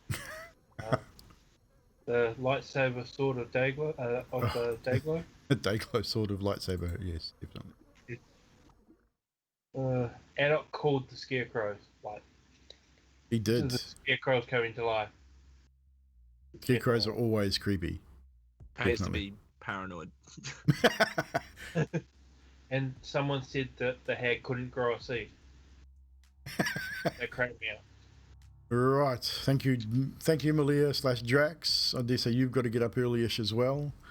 Yep. So if you need to make your escape, you can do so. Thank you very much. Appreciate you playing. So, Gathis, a moment from you, bro. Just the party in general deciding to ask first. It could have worked out, except she's definitely a minion of Strahd and just wants to see you guys dead. So I would have preferred to go the other way. I was thinking maybe we should get it to go that way so someone can search the house. But anyway, hey, plans come out the way they come out. I mean, it is what it is. Adok. I will have to say that first of all, that was a roller coaster, and I thoroughly enjoyed it. That was awesome. But yeah, I do like that we had the wonderful Zadriel being able to figure out that he needed to go into the house. Otherwise, I think we would have been dead if it wasn't for Zadriel going. If Zadriel hadn't have done exactly what she did, I'd say half the party would be dead by now. Yeah, so that was not the entire party. That was definitely heading towards a TPK. That's I'm very grateful moment. Very grateful. Livingston. I'm getting tired of resurrecting people. Please stop doing that. But yeah, it was an all-round good episode. It was a nasty battle. I knew it was going to be nasty. I knew Bubble Saga probably wouldn't be too much of a hassle for you guys, but the hut, I knew that was going to be hard. Yeah, I got the feeling that could have actually potentially instant killed me because it did the 72 damage. What's your max hit points? 52. Would have to do 104 to kill you outright. Yeah. It has to be double your max. I'm sitting there going, well, I'm fucked. If yeah, on 3 attacks, on the 2 attacks that hit you, if the first one had done double your max, you would have killed you outright. So it would have had to score a crit on both attacks to probably potentially do that amount of damage. Because I think there was a crit damage which did something like 72. The crit damage is actually what took me down in the first place. But yeah, that was insane. Yeah, if I'd rolled max dice on the damage dice, Yeah, we could have been looking at an insta-death. But yeah, nasty fight. Zadriel, hero of the day. Yay! I'm thankful for my wings. That was nice. Oh, yes. And I like the scarecrow, like Drex had said with Edok. That was really funny because he always calls stuff and we don't really listen. And then he's like, "I knew it!" every time. Yes, definitely. I think there's been a couple of moments. Obviously, going back to talk to the Burgermeister, just the reactions from everyone as the sounds as I played the ghost sounds. That was pretty interesting to watch people's faces. And then when I played the spider skittering sounds, watching Cam, and you RP'd it so well. It was brilliant. Just the little noises that come up and stuff like that. But yeah, that battle, honestly, I can honestly tell you if A, Karnos hadn't set fire to it, for one, and B, Zadriel had not have done what she did, we would definitely be looking at 3 or 4 deaths, if not the entire party. So it was well done, guys. I mean, extremely well done. Bubble Saga was never going to stay for the entire fight. So that was never going to be a thing, but that the hut, because of what it is and how it was brought to life, would have stayed and just kept fighting until it died, basically. Have a question. Yes. What did she get down to? She got down to 12 hit points before she misty stepped, but she then healed herself for 55 as she was leaving. So Damn. if she'd come back, she would have kept going for a bit. She's got a few effects. She had some potions and stuff. So, yeah. Like I said, unfortunately, initially, like the hut, resistant to bludgeoning damage, all that typical stuff, but slashing damage was vulnerable too. So that attack on its roots that Karnos did double damage. The fire, once it got started, the damage was ramping up as well. So, I mean, even if you'd sort of stayed away from it while it was on fire, the fire itself would eventually have killed it if you'd sort of run away kind of thing. But yeah, I think the whole fight was done really, really well. And now you've all got dark gifts of varying things. I'm so happy with mine. It kind of fit us too, actually. Well, that's the thing. At the end of the day, some of them, like I say, some of them are permanent. Some of them do have adverse effects on top of that. Like I haven't put the full descriptions of all of them in the table because I was going to roll them publicly. So there are some of these that I will be going through, and there are added stuff to that which will show up in due course. So don't, just because you might have these venomous claws and thing, don't think there might not be a negative effect to it, because it just may be. Some of them are very positive. They call them dark gifts for a reason, because some of them are just that. They are a gift, but they are dark gifts, so they don't always have a positive effect. Yeah, I think the negative is that Adok's now more prone to fighting. So, well, that's the thing for him specifically. He's easily provoked into a combat situation now. Yeah. So if someone tries to pick a fight with him, he will get violent with someone. Which I can totally easily run with. Yeah. So that definitely is that there. So we're not going to do a milestone level just yet, because because Drax and Baz aren't here. So probably once we complete the RP section of Berez next week, we'll probably do a level at the end of next episode.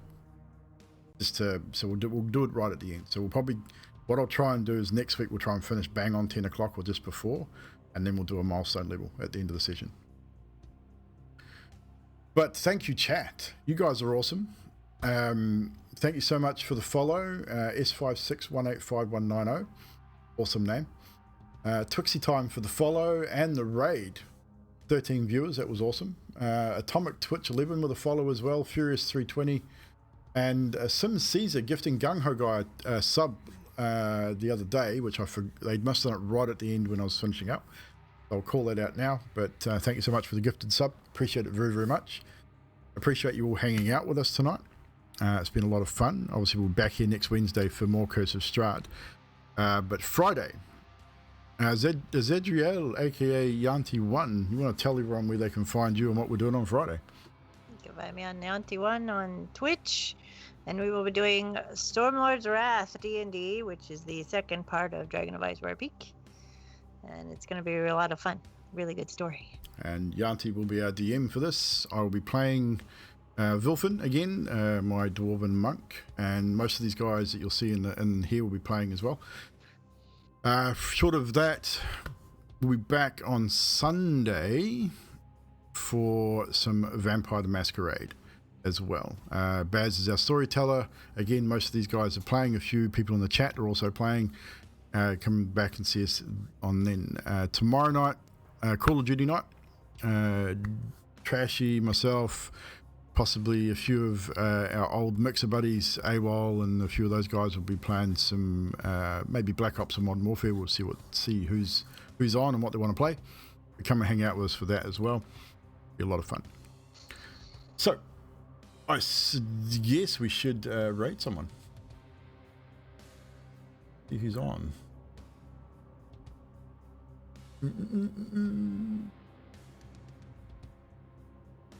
If you got anyone you want us to raid, let's sing it out in the chat. Lost Archives Yeah, is they've only got got four. 4 people. Really? Yeah, most Yeah, of we'll I think jump. we've done there before. I think we'll drop Yeah. on. There are a bunch of Kiwis as well. Oh, no, we'll do error then. So- I think they're a bunch of Kiwis. Kiwis can't or Aussies, remember. one of the two, but we've rated them before. I think they use Roll20, but we won't hold that against them. But we will raid Lost Archives. So make sure you guys go check them out. If you're not following them, please do. If you can hang out for a little while, again, please do. If you can't, no drama. But we will drop the raid over there. And we'll see you back here tomorrow for some gaming, and then over on Yanti's channel on Friday. Some more D&D. And this loads. Come on, load. God damn it. Raid started. See you later, guys. Thank you so much.